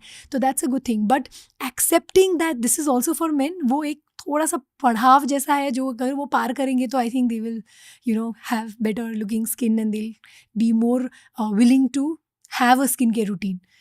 ऐसा ज़रूरी नहीं कि आपको बहुत कुछ करना पड़े, बस थोड़ा सा भी आप चेंजेस अपनी रूटीन में करो, you will see good results. पता है लड़कों को कैसे कन्विंस करता है? हम्म, उन्हें ये बताओ कि लड़कियों को ये सब अट्रैक्टिव लगता है। हाँ लड़के बिल्कुल, कन्विंस हो जाते हैं। Absolutely. Good skin is very attractive because देखो, good skin what does it show, that it's a form of self care. It shows you care, you're showing up, you're dressing well, you're looking good, you're showing up, so it's just a part of that. No need to over obsess in it, but हाँ, basic अगर routine आप follow करोगे तो it's like a part of hygiene, I would say, and also just looking good and feeling good. Ageing भी अलग होती है लड़कों और लड़कियों में? um I feel the perception of aging अलग होती है लड़कों और लड़कियों में, बिकॉज लाइक आई सेड उनकी स्किन थोड़ी सी थिकर और स्लाइटली ऑन द ऑयलियर साइड होती है, तो इसीलिए रिंकल्स भले ही थोड़े से धीरे आए, लेकिन लड़के एक्सेप्ट कर दे अपनी एजिंग, उनको डर नहीं एजिंग से, वो एजिंग को अपने लाइफ का एक हिस्सा मानते हैं। लड़कियाँ थोड़ा फाइट करने की कोशिश करती है ageing. I think it's a societal pressure भी है, द काइंड ऑफ मीडिया में जो हम देखते आते हैं, kind of pressure that we feel. I always give an example of David Beckham and Victoria Beckham. David Beckham को हम कितना good looking, he is as like fine wine, इतना अच्छा वो दिखते हैं, even with so much of wrinkles and lines. अगर उनकी स्किन आप एग्जामिन करो तो उनके forehead is full of wrinkles, and when he smile is so much of wrinkles. लेकिन क्या हम विक्टोरिया बेकम को इतना रिंकल्स के साथ एक्सेप्ट करते हैं? तो I think culturally the way we put a certain kind of pressure on women to look a certain way, that is also why they are more scared of just accepting aging rather than the changes. हाँ, definitely थोड़े से changes है। देखो, facial hair अगर आपकी है तो वो काफ़ी हद तक आपकी जो एजिंग के चेंजेस उसको हाइड करती है। Really? जैसे कि फर्स्ट एजिंग के साइंस आपको मैरिनेट लाइन जो बोलते हैं ना, ड्रूपिंग, यहाँ से दिखती है। अगर आपकी बियर्ड है तो वो दिखेगी ही नहीं, अगर आप बियर्ड रखोगे तो आपको सैगी जॉलाइन भी नहीं दिखेगी। तो ऐसे भी आपके थोड़ा सा जो लोअर फेस में एजिंग है वो थोड़ी हाइड हो सकती है अगर आप बियर्ड रखते हो तो। फीमेल में वो नहीं है, तो even the slightest imperfections are noticed, and तो वो डिफरेंस है, the way we perceive ageing in men and women. Okay. We are more forgiving for aging in men, not as forgiving in women. I think we tend to judge एक much बहुत more harshly. बहुत brutal चीज़ बोलूँ, जो एक brutal सच है, ये हम्म। मेरा opinion नहीं है, ये मैंने नोटिस किया है कल्चरली बहुत ज़्यादा। लड़के ना लुक्स को ज़्यादा नोटिस करते हैं as compare to girls. Yeah, girls भी लुक्स को थोड़ा बहुत नोटिस कर लेते हैं, पर इतना ज़्यादा नहीं बिल्कुल। ना। हम्म, और इस वो तो है ही। सोसाइटल ट्रूथ की वजह से लड़कियों पर लुक्स का और एजिंग का बहुत ज़्यादा प्रेशर होता है. Exactly. Feel kind of bad. या It's one of the downsides of being a girl. Correct. या Correct to say? बिल्कुल. और you know we accept men's ageing their grey hair so gracefully, लेकिन विमेन अगर वैसे वे में एज करे तो हमें लगता है कि नहीं, you know she is not taking good care of her self, she just letting her self गो, ऐसे टाइप का वर्ड्स यूज़ होता है. एंड थोड़ा सा है वो perception that we should change. I mean, you know, we should be allowed to age. हाँ, of course taking good care of your self, जितना चेंज हो सकता है, जितना आप हेल्दी रह सकते हो वो अच्छा है. लेकिन इतना एंटी एजिंग और इतना ऑब्सेशन, जब तक कि आपकी चेहरा ही थोड़ा नॉर्मल लगने लगे, आप इतना बोटॉक्स फिलर कराओ कि थोड़ा सा यू नो चेंज ही, आपकी फेस इतनी चेंज हो जाए कि आप पहले जैसे ही ना लगो, दैट हैज़ टू चेंज. वो प्रेशर की वजह से ही है टू लुक गुड. मैं इस चीज़ के पीछे की बायोलॉजी भी थोड़ा बहुत समझता हूँ, बट मैं एक और सत्य जानता हूँ, और वो सत्य ये है कि जितनी ज़्यादा टेंशन आपके दिमाग में रहेगी उतनी ही ज़्यादा फास्ट आपकी एजिंग की प्रोसेस हो जाएगी. एब्सोल्युटली. और इसके पीछे की बायोलॉजी है cortisol. Cortisol Yes. Stress hormone होती है. बेसिकली अगर आप हमेशा ओवर थिंकिंग कर रहे हो, स्ट्रेस में रह रहे हो, तो तुरंत आपकी एजिंग स्टार्ट हो जाती है. बिल्कुल. ये मैंने मेरे दोस्तों में भी देखा है. हाँ, बिल्कुल होती है. Stress is also, you know, it also starts a kind of an inflammation in the body. So definitely stress has an impact. Smoking has a large impact, which is also a kind of, you know, वो भी increase करता है आपके body में free radical की मात्रा को. वो फिर कोलेजन ब्रेकडाउन ज़्यादा करना, वो भी एक है जो बॉडी में स्ट्रेस आती है बिकॉज ऑफ स्मोकिंग. वो तो है ही. तो हाँ, तो जो हम तनाव डेली ज़िंदगी में लेते हैं, that also has an impact. और एक और चीज़, यू नो, पोल्यूशन भी हमारे स्किन में कोलेजन को ब्रेक डाउन करती है और हमारे स्किन को और ज़्यादा डार्क करती है, क्योंकि जो पोल्यूटेंट पार्टिकल्स होते हैं वो भी आपके स्किन में बैठ के that can also lead to inflammation and reaction which can cause थोड़ा सा डार्क स्पॉट्स और एजिंग. तो ये जो हम नज़रअंदाज करते हैं, स्पेशली यू नो जो लोग इंडस्ट्रियल एरिया में रहते हैं या जहाँ पे बहुत ज़्यादा पोल्यूशन है, वो भी एक्चुअली ट्रिगर करती है आपकी एजिंग को. तो ये भी ध्यान रखने की बात है. Pollution fighting skin care routine क्या है?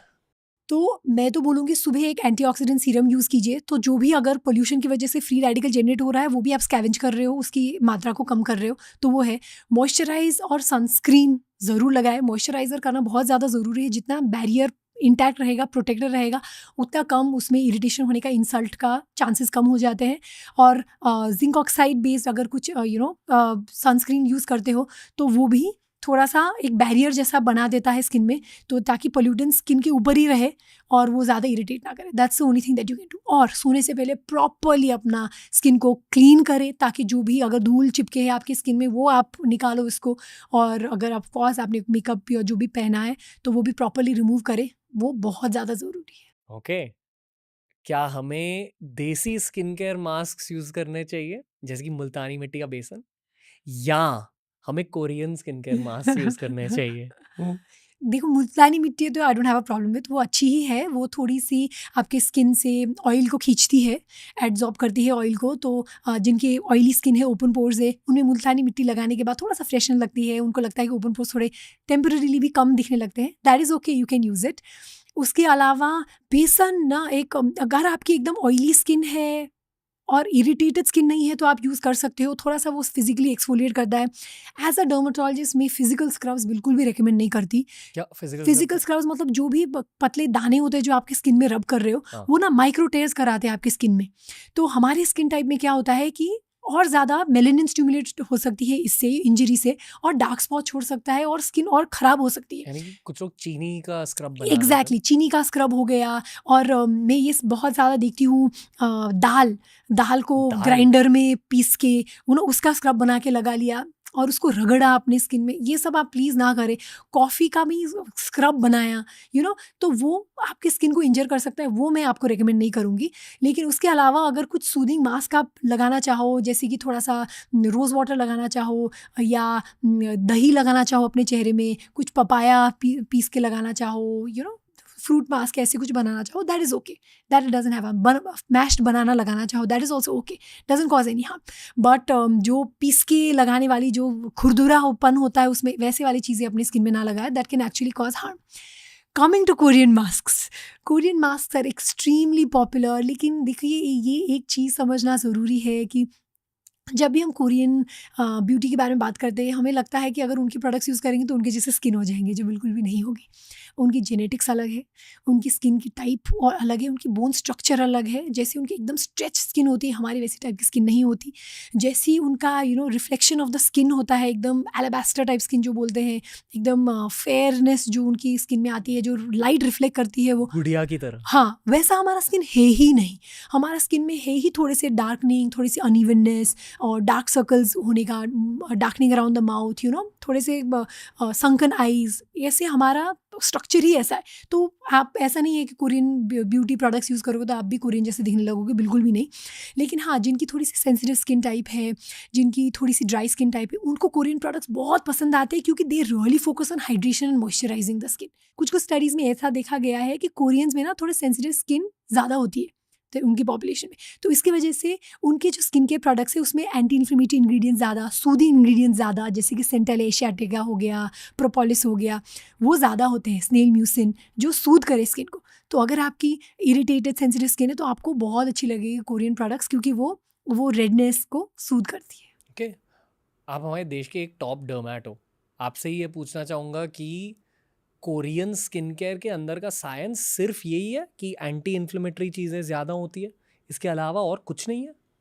बिल्कुल साइंस है। देखिए, कोरिया ना पूरे वर्ल्ड के कंपैरिजन में बहुत आगे है in terms of skin care. क्यों? क्योंकि वहाँ पे रिसर्च उतने हो रहे हैं और वहाँ पे डिमांड है बहुत ज़्यादा अच्छे स्किन की। वहाँ पे बहुत प्रेशर है on women to look good and look a certain way. तो that has completely fueled that cosmetic industry. तो जितना सेल्स हो रहा है उतना ज़्यादा ऑफकोर्स प्रॉफिटेबिलिटी है, फिर उतना ज़्यादा वो लोग रिसर्च में डाल रहे हैं, और वो जो प्रोडक्ट्स लेके आते हैं ना, that is really cutting edge technology. जब आप कॉस्मेस्यूटिकल्स की बात करते हो तो जो ऊपर से लगाने वाली स्किन प्रोडक्ट्स है, definitely Korea is much ahead from the rest of the world. Cosmeceuticals वो लोग ग्रोथ फैक्टर्स यूज़ करते हैं, एक्सोसोम्स जो हम बोलते हैं वो बहुत मात्रा में यूज़ करते हैं, PDRN जो सैल्मन DNA बोलते हैं वो बहुत ज़्यादा यूज़ करते हैं। तो हाँ, वो लोग experimentation in terms of research बहुत ज़्यादा है वहाँ पे, तो इसीलिए वो बाकी लोगों से आगे है। लेकिन जो हमारा बेसिक प्रोडक्ट्स है, ये एकदम हाई एंड प्रोडक्ट्स की मैं बात कर रही हूँ, लेकिन जो बेसिक भी कोरियन प्रोडक्ट्स है उसमें क्योंकि इतने सूदिंग इंग्रेडिएंट्स होते हैं, इसीलिए हमें इतने पसंद आते हैं वो। और they really focus on that feel, that consumer happiness, like that whole consumer experience they focus on, कि आपको तुरंत लगाते ही थोड़ी प्लम्पिंग लगे, तुरंत लगाते ही आपकी स्किन थोड़ी सी ग्लिसनिंग दिखे, थोड़ी सी ब्राइट दिखे। दे फोकस ऑन दैट, तो इसीलिए भी आपको लगाते ही थोड़ा सा बेटर फील होता है। ये भी लगता है कि अच्छा इसलिए BTS के लड़के इतने सुंदर हैं। हाँ हाँ हाँ। अब हम बात करेंगे सबसे वियर्ड फेस मास्क के बारे में, बताइए डॉक्टर। जो मैंने इंटरनेट में देखा है, वो मेंस्ट्रुअल ब्लड लगाने वाला जो ट्रेंड आया था, oh my god, like please नहीं, ऐसी चीज़ें बिल्कुल भी नहीं करनी चाहिए। और या that was kind of weird and gross. ये है, एक है बर्ड पूप फेशियल, वो भी लगा रहे हैं लोग, और कैट लिटर फेशियल वो भी कर रहे हैं। नहीं, just stick to conventional or good old moisturiser and sunscreen. Bird poop facial, वो भी मैंने सुना है। पर लॉजिक क्या है इसके पीछे? आई थिंक वो ये लॉजिक है कि वो क्योंकि क्ले मास्क जैसा ही होता है, थोड़ा सा एब्जॉर्ब करता है वो ऑयल को स्किन से, और वो टेम्पररी टाइटनिंग इफेक्ट देता है, बस वही है लॉजिक। वो मेंस्ट्रुअल ब्लड वाले के पीछे का लॉजिक क्या है? I think is just like, देखिए जो एक ट्रीटमेंट होती है स्किन में जो हम बोलते हैं PRP, जिसको ऑल्सो बोलते हैं वेम्पायर फेशियल, जो किम कार्दाशियन ने बहुत पॉपुलराइज किया था, जिसमें हम आपका खून लेके उसको सेंट्रीफ्यूज करके उसमें जो प्लाज्मा कॉम्पोनेंट है उसको इंजेक्ट करते हैं, ऊपर से माइक्रो नीडलिंग करके लगाते हैं, और जो रिमेनिंग जो रेड ब्लड सेल्स है उसको भी हम लगा सकते हैं स्किन में ऐसी। तो उसी से लेके उनको लगा कि मेंस्ट्रुअल ब्लड भी एक टाइप का वही है, तो उसको हम लगा सकते हैं, लेकिन ऐसा नहीं होता है, doesn't work like that. And also menstrual blood has so much of other bacteria, fungus that is there naturally in the vaginal canal that you're putting on your face, तो वो तो बिल्कुल भी absolutely should not be done। लेकिन वो शुरू की बात इसी से हुआ क्योंकि हम जो खून निकाल के वो चेहरे में लगाते थे, उनको लगा कि कहीं और से जो खून निकल रहा है वो भी आप चेहरे में लगा सकते हो, जो बिल्कुल नहीं कर सकते। कभी आपने स्किन डैमेज देखी है फेस मास्क की वजह से? Oh yes, एज अ बिल्कुल। डॉक्टर? येस डेफिनेटली देखा है, स्पेशली इन होममेड मास्क, जिसमें कि ये दाल को पीस के लगाया हो या कुछ ऐसी ग्रिटी चीज़ें रगड़ा हो, उससे पूरी आपकी स्किन की बैरियर डैमेज हो रही है। फिर यू कम विद इन्फ्लेमेशन और रेडनेस, इरिटेशन, इचिंग, जो आपको लगता है कि अरे मैंने तो बस अच्छे होने के लिए मास्क लिया था, लेकिन उसने इतना ज़्यादा इंजरी करा दी स्किन में, तो पूरा डैमेज हो गई बैरियर, वो देखा है। तो इसलिए मैं बोलूँगी बिल्कुल ये यूज़ ना करें। और लोग ना ऐसे रगड़ने वाली मास्क अपने नेक में, अंडर आर्म्स के एरिया में भी लगाते हैं, इवन एल्बोज और नीज में लगाते हैं, ये सोच के कि अगर ऊपर से स्किन निकल जाए तो अंदर की फेयर स्किन जो है एक्सपोज होगी। ये गलत वे है इन ट्रीटिंग। आते हैं एक्सफोलियंट्स जिसमें हम यूज़ करते हैं glycolic acid, lactic acid based agents, तो ये एक्चुअली कंट्रोल वे में आपके स्किन में इंजरी कराती है। करती तो सेम चीज़ ही है इन द सेंस, वो भी डेड स्किन लेयर को ही उतार रही है, लेकिन है ना कंट्रोल वे, अपग्रेड करके नहीं। तो अपग्रेड जब आप करोगे ना, तो किसी एरिया में थोड़ा ज़्यादा वो इरिटेट करेगा, किसी एरिया में कम इरिटेट करेगा, किसी एरिया में ज़्यादा माइक्रो टेयर्स होंगे, तो ये आप stay away from that. So instead of that chemical exfoliants use करो तो हमेशा बेटर है। ओके, स्पेशली टीनेजर्स और 20s के लोगों में, हाँ, ये लोगों में या डेफिनेटली ज़्यादा ऐसे इफेक्ट्स मिलते हैं। क्योंकि एक्सपेरिमेंटल होता है। Yes, after in your 30s you don't do all this, you know better. Okay, teenagers और अर्ली 20s के लोगों में मैंने एक आदत देखी है विच आई फाइंड वियर्ड, बट मैंने भी ये किया है लाइफ में, खुद के पिंपल को हाथ लगाना। ओह, या जनरली मैं आपको चेहरे को हाथ लगाने के बारे में पूछना चाहूँगा, क्या ये सच है कि ये एक बहुत बैड हैबिट है? बिल्कुल बहुत बैड हैबिट है। आप ही सोचिए, मतलब कितने चीज़ों में आप छू रहे हो, उसको आप स्किन में लगा रहे हो, definitely it's just gonna make things verse. और पिंपल को पॉप करने की आदत तो बहुत ही ख़राब है, क्योंकि देखिए आपको लग रहा होगा कि जो पस पॉइंट है उसको आप निकाल रहे हो, लेकिन कभी कभी जब पिंपल लाल होता है ना और उसको पॉप करने की कोशिश करते हो, उसके कॉन्टेंट्स को आप और नीचे पुश कर रहे हो, फिर उसके बाद वो इन्फ्लेमेशन भी ज़्यादा होती है, वहाँ पे बड़ा सा नोड्यूल बन जाता है और स्कारिंग होने के चांसेस भी ज़्यादा होती है। अगर आप पॉप कर रहे हो तो स्किन के ऊपर से बैरियर को डैमेज कर रहे हो, तो जो डार्क स्पॉट होती है वो भी होने के चांसेस ज़्यादा होती है, तो जो एक्ने डार्क स्पॉट छोड़ के हील होती है, तो पॉप तो बिल्कुल भी नहीं करना चाहिए।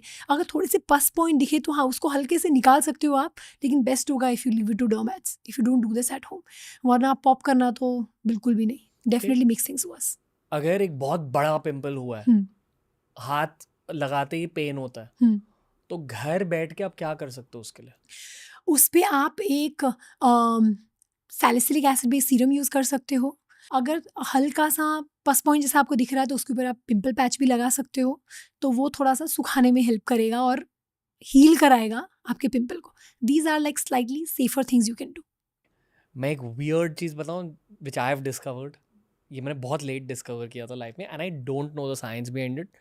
अगर मुझे लग रहा है कि ब्रेकआउट हो रहा है थोड़ा, तो मैं एक बहुत ज़्यादा डीप स्ट्रेचिंग और डीप ब्रीदिंग की सेशन करता हूँ, एंड फॉर सम रीज़न दिमाग तो शांत हो ही जाता है, शायद उस वजह से कि कॉर्टिसोल इतना कम हो गया, मुझे नींद भी बहुत गहरी मिलती है उस रात, बट आई हैव नोटिस कि मेरी इन्फ्लेमेशन इतनी नहीं होती उस ब्रेकआउट पे। और इसके साथ ऑब्वियसली मैं खुद का स्किन केयर भी कर रहा हूँ, एक क्या कहते हैं spot character, I think it's salicylic acid, वो भी डालता हूँ।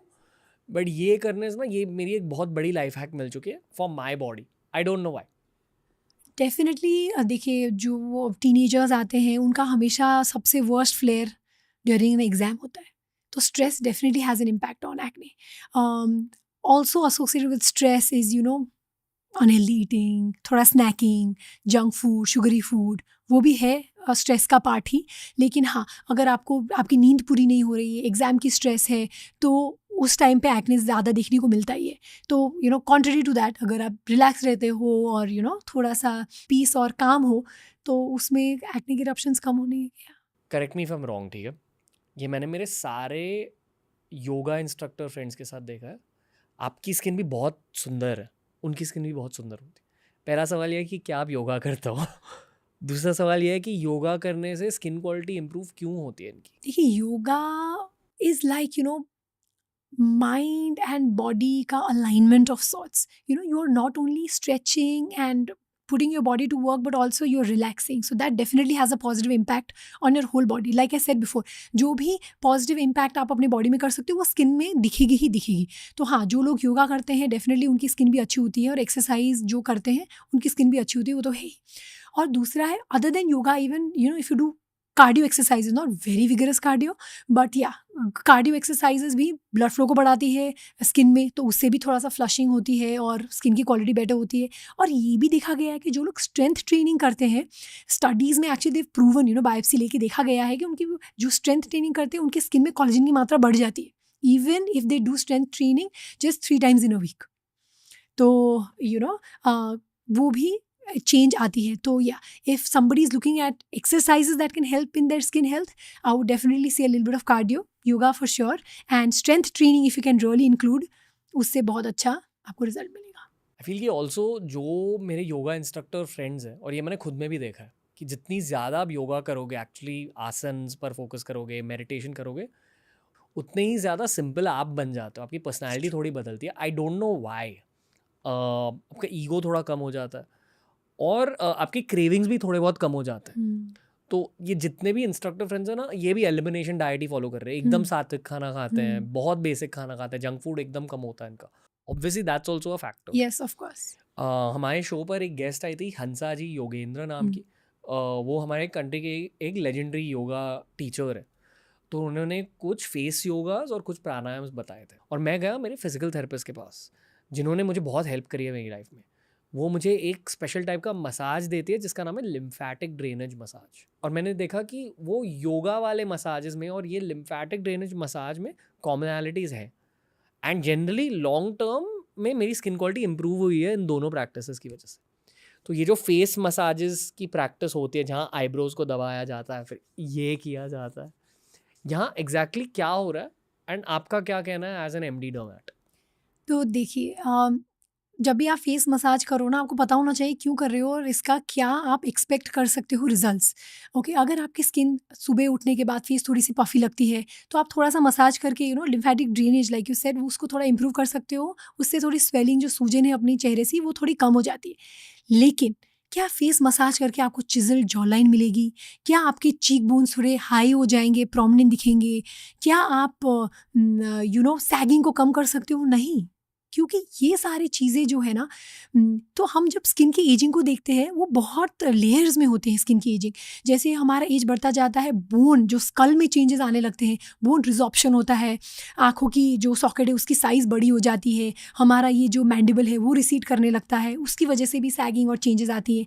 फिर उसके बाद आती है soft tissue changes, fat pad के चेंजेस, और फिर मसल थोड़ी सी लैक्स होने लगती है, फिर स्किन थोड़ी सी लैक्स होने लगती है। तो there are changes at multiple levels. तो जो ऊपर से क्रीम लगाने से या ऊपर से मसाज करने से ये सारी चीज़ें एड्रेस नहीं होंगे। तो if it feels relaxing, good for you, you can go for it. जैसे कि गौशा हो गया, वो भी काफ़ी पॉपुलर है, जेड रोलर्स हो गए। तो for if you can take it as relaxation, वो ठीक है। लेकिन उससे अगर आप ऐसे एक्सपेक्टेशन रख रहे हो कि जॉ लाइन चेंज हो जाएगी, या चीक बोन्स हाई हो जाएंगे, या सैगिंग को आप काउंटर एक्ट कर रहे हो, या आपके लाइंस एंड रिंकल्स को कम करोगे तो, और नीज़ोलेबियल फोल्ड्स कम हो जाएंगे, तो वो नहीं होते। एक बहुत कॉमन इंडियन प्रॉब्लम है which is sunken eyes and dark circles, मैं एक साथ ब्रैकेट कर रहा हूँ। ये हमारा जेनेटिक प्रॉब्लम है ना एज इंडियंस। बहुत मतलब तमिलनाडु से लेकर कश्मीर तक ये प्रॉब्लम दिखाई देता है। बिल्कुल, ये स्ट्रक्चरल भी प्रॉब्लम है। तो दैट्स वाई सिर्फ क्रीम्स लगाने से इसमें एड्रेस हम नहीं कर सकते। स्ट्रक्चरली ही संकन आइज ज़्यादा होती है, उसके नीचे टियर ट्रफ की हमारी incidence of tear trough is also very high. तो आँखों के नीचे जो गड्ढे दिखना, वो भी ज़्यादा देखने को मिलता है। उसके साथ साथ आँखों के नीचे की स्किन पतली तो है ही, तो उसमें फिर वो वेसल्स थोड़े प्रोमिनेंट दिखना, वो भी होती है। और आँखों में रगड़ करने की वजह से वहाँ पे स्किन थोड़ी सी और ज़्यादा काला होना, वहाँ पे रिंकलिंग आना, वो भी देखा जाता है। और डार्क सर्कल्स हमेशा एज के साथ और ख़राब दिखने लगता है, बिकॉज ऑफ वहाँ पे रिंकलिंग भी ऐड हो गई, फिर और ज़्यादा गाढ़ापन आ गया उसमें। तो usually even if you have mild dark circles in 20s, वो बहुत आपको बॉदर करने लगता है by the time you are in 30s और 40s। आई हैव लर्नड कि जितनी ज़्यादा आपकी उम्र बढ़ती है, उतना ही ज़्यादा आपको स्लीप पर फोकस करना चाहिए। स्लीप बहुत ज़्यादा ज़रूरी बनते जाती है एज के साथ। इसलिए वही लॉजिक है, एटलीस्ट मेरा लॉजिक ये है कि आपके 20s और शायद अर्ली 30s में भी बहुत मेहनत करनी चाहिए from a career perspective. I feel पैसे कमाने चाहिए उस फेज़ में, ताकि आप जल्दी इन्वेस्ट करके आपके लेट 30s 40s 50s में थोड़ा सा रिलैक्स कर दे। आपने ज़िंदगी नाम में लगेगी दोबारा देखिए, वहाँ ऋतिक रोशन को क्रिटिसाइज किया जाता है कि अरे क्या जी ले ज़िंदगी, पर I feel to some degree वो थोड़े एक्सट्रीम थे। बट थोड़ी मेहनत करनी चाहिए 20s और अर्ली 30s में, बिल्कुल। ताकि 40s और 50s थोड़े से आसान रहे हम्म, हर किसी के लिए। हम्म, इन्वेस्टमेंट्स जल्दी सीख लो ताकि बाद में आप स्लीप क्वालिटी पर फोकस कर सके, आप रिलैक्सेशन पर फोकस कर सके, हेल्थ पर फोकस कर सके। बिल्कुल। और हेल्थ पे फोकस के साथ साथ मोबिलिटी अपनी सही रखे, कीप मूविंग, कीप एक्सरसाइजिंग, वो भी बहुत ज़रूरी है फॉर क्वालिटी स्लीप। अगर आप पूरे दिन बैठे रहते हो, आपका स्क्रीन टाइम अगर बहुत ज़्यादा हाई है, तो that also affects quality of sleep. So we really need to understand what are the factors जो हम चेंज कर सकते हैं टू इम्प्रूव स्लीप क्वालिटी। जैसे कि 1 hour before sleeping don't use screen, और अपने इन्वायरमेंट को थोड़ा क्लीन रखना, बेड में बैठ के काम नहीं करना। बेड में बैठ के काम करोगे फिर सोने में डेफिनेटली प्रॉब्लम आती है। और टीवी को बेडरूम में नहीं रखना। All these things can really help in improving your quality of sleep and it can actually hamper. तो ये समझना बहुत ज़रूरी है। और हाँ, quality sleep is very very important in terms of aging, in terms of overall health, in terms of reducing stress, and in terms of your skin looking good.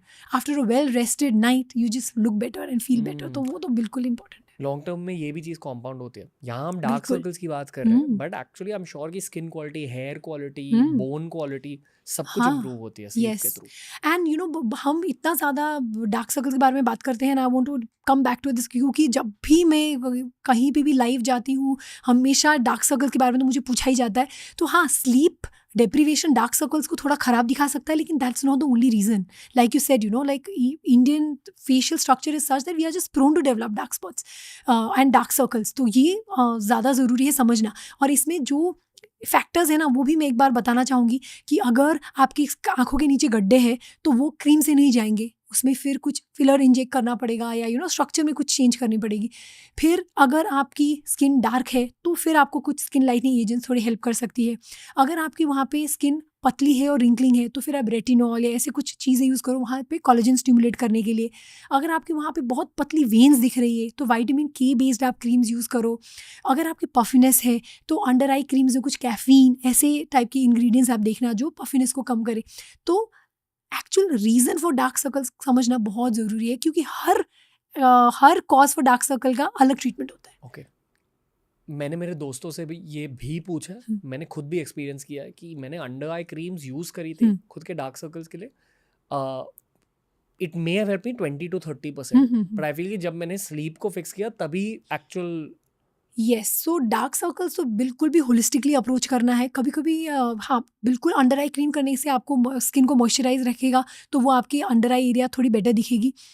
और कभी कभी एलर्जीज़, बार बार एलर्जीज़ होने की वजह से, साइनोसाइटिस होने की वजह से भी डार्क सर्कल्स होते हैं। तो डार्क सर्कल ज़्यादातर एटोपिक डर्मेटाइटिस जो बोलते हैं, एस्मा जिसमें ब्रोंकियल एस्मा के पेशेंट्स होते हैं उनमें ज़्यादा देखने को मिलता है। तो there are lot of other components. Also dry eyes, अगर आप लंबे समय के लिए स्क्रीन के आगे बैठ रहे हो और आपकी आइज़ ड्राई होती है तो at the end of the day आप थोड़ा आँख को रगड़ते हो, उसकी वजह से भी आपके डार्क सर्कल्स थोड़े प्रोमिनेंट हो सकते हैं। और कभी क्या हो सकता है कि आप चश्मा है आपकी लेकिन आप पहन नहीं रहे हो, तो आप ना ऐसे थोड़ा सा फोकस करने की कोशिश करते हो अपने आँखों की मसल्स को यूज़ करके, तो उसकी वजह से भी end of the day tiredness होती है और डार्क सर्कल्स और ज़्यादा प्रोमिनेंट दिखते हैं। These are different factors that we have to look into when we are dealing with dark circles. घर बैठे अपने डार्क सर्कल्स के लिए आप क्या कर सकते हो? जैसे ककड़ी काट के डाल सकते हो? हाँ, तो वो थोड़ा सा डीपफिंग करता है। तो this is one home remedy that I am after. आप पोटैटो भी कट करके रख सकते हो, potato slice, that also gives a little of soothing effect. और ककड़ी काटना का भी सेम है। इवेंट से पहले अगर आपको बेटर दिखना है तो frozen tea bags, green tea bags is also a good option.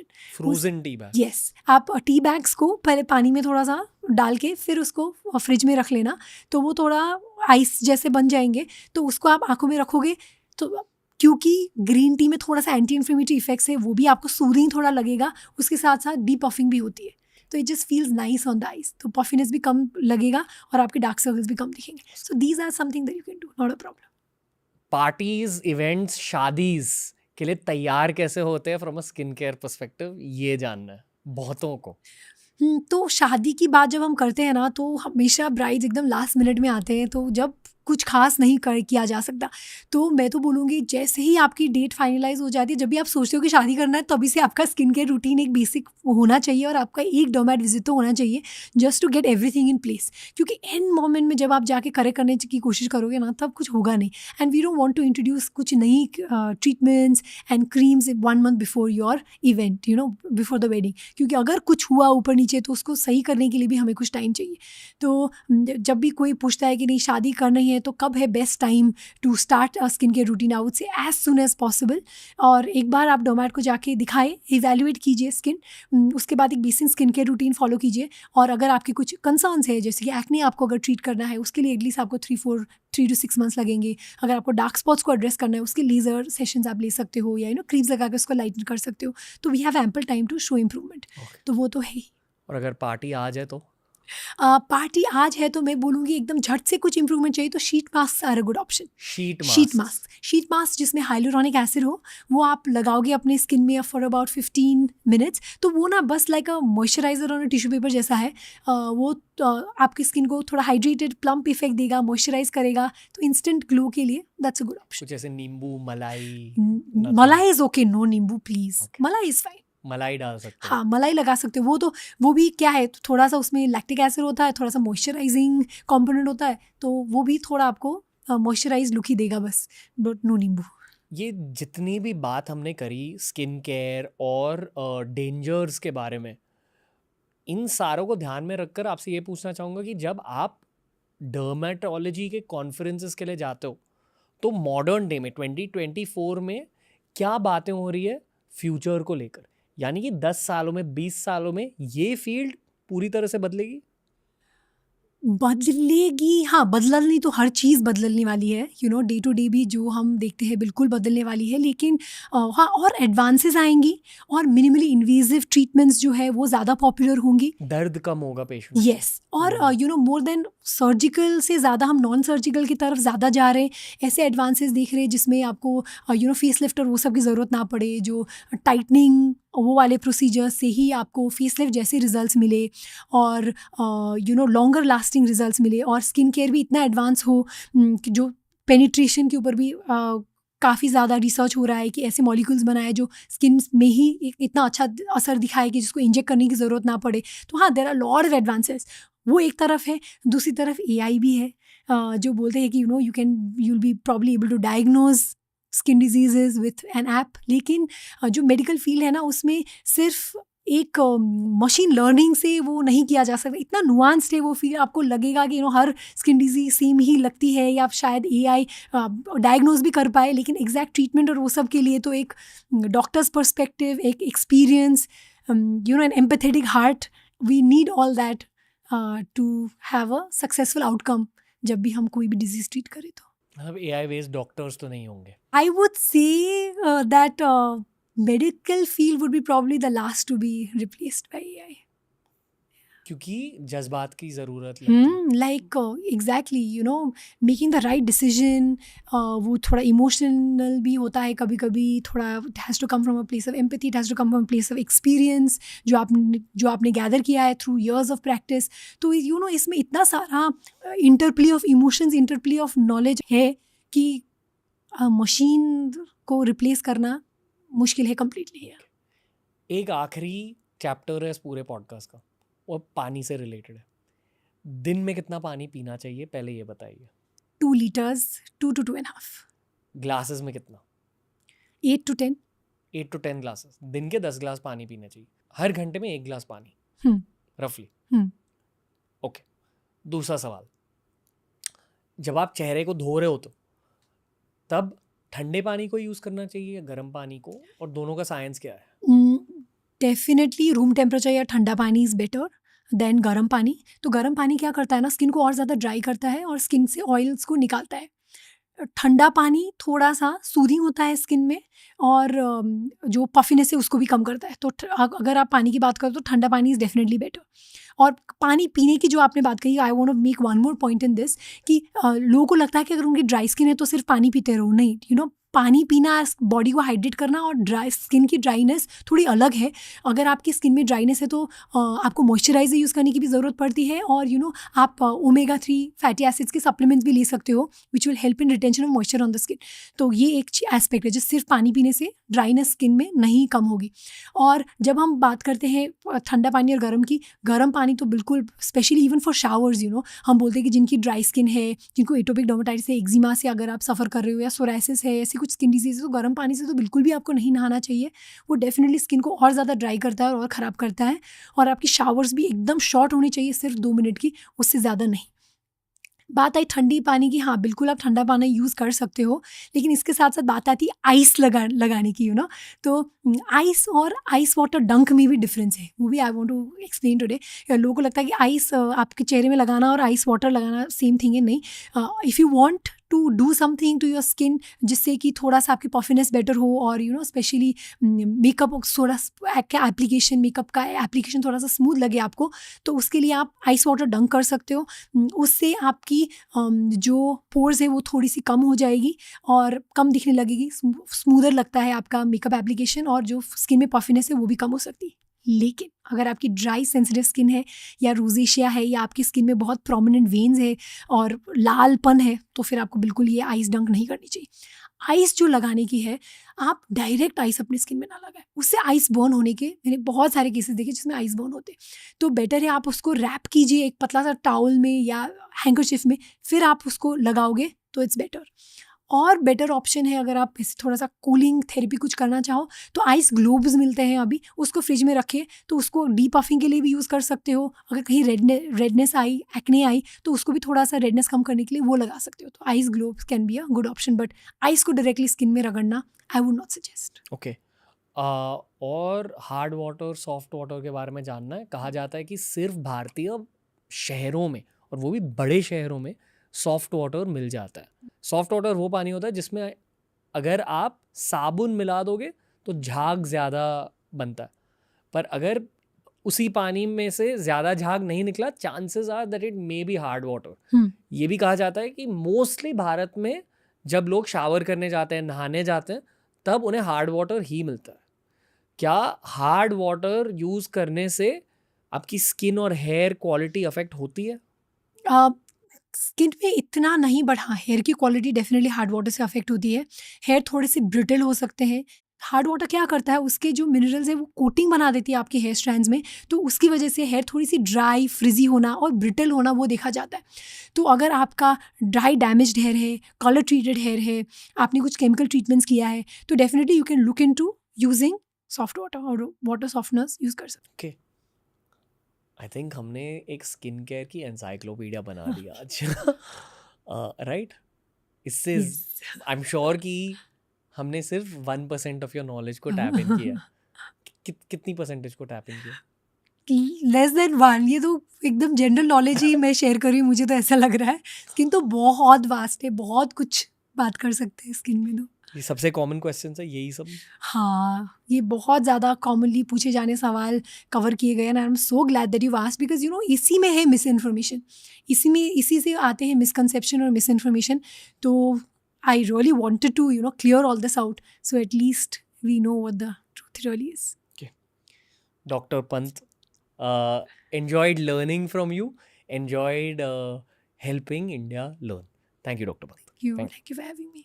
दोस्तों, तो ये था आज का एपिसोड. फीडबैक दीजिए, बताइए कि आपको 2 hours लॉन्ग एपिसोड्स देखना अच्छा लगता है, क्योंकि ऐसे डीप लंबे कॉन्वर्सेशंस करना मुझे बहुत अच्छा लगता है. आई फील कि बहुत ज़्यादा नॉलेज इम्पार्ट हो रही है फ्री ऑफ कॉस्ट. फीडबैक दीजिए, बताइए कमेंट सेक्शन में how can we improve these episodes. क्या ये लेंथ सही है या लेंथ छोटी करनी चाहिए, ये भी बताइए. Please keep following TRS. Make sure you follow doctor Anchal Pant on her social media handles. हम कर देंगे उन्हें link down below. And until next time guys, from Ranbir and the team, lots of love. Keep improving, keep gaining knowledge, and take care of your skin and hair.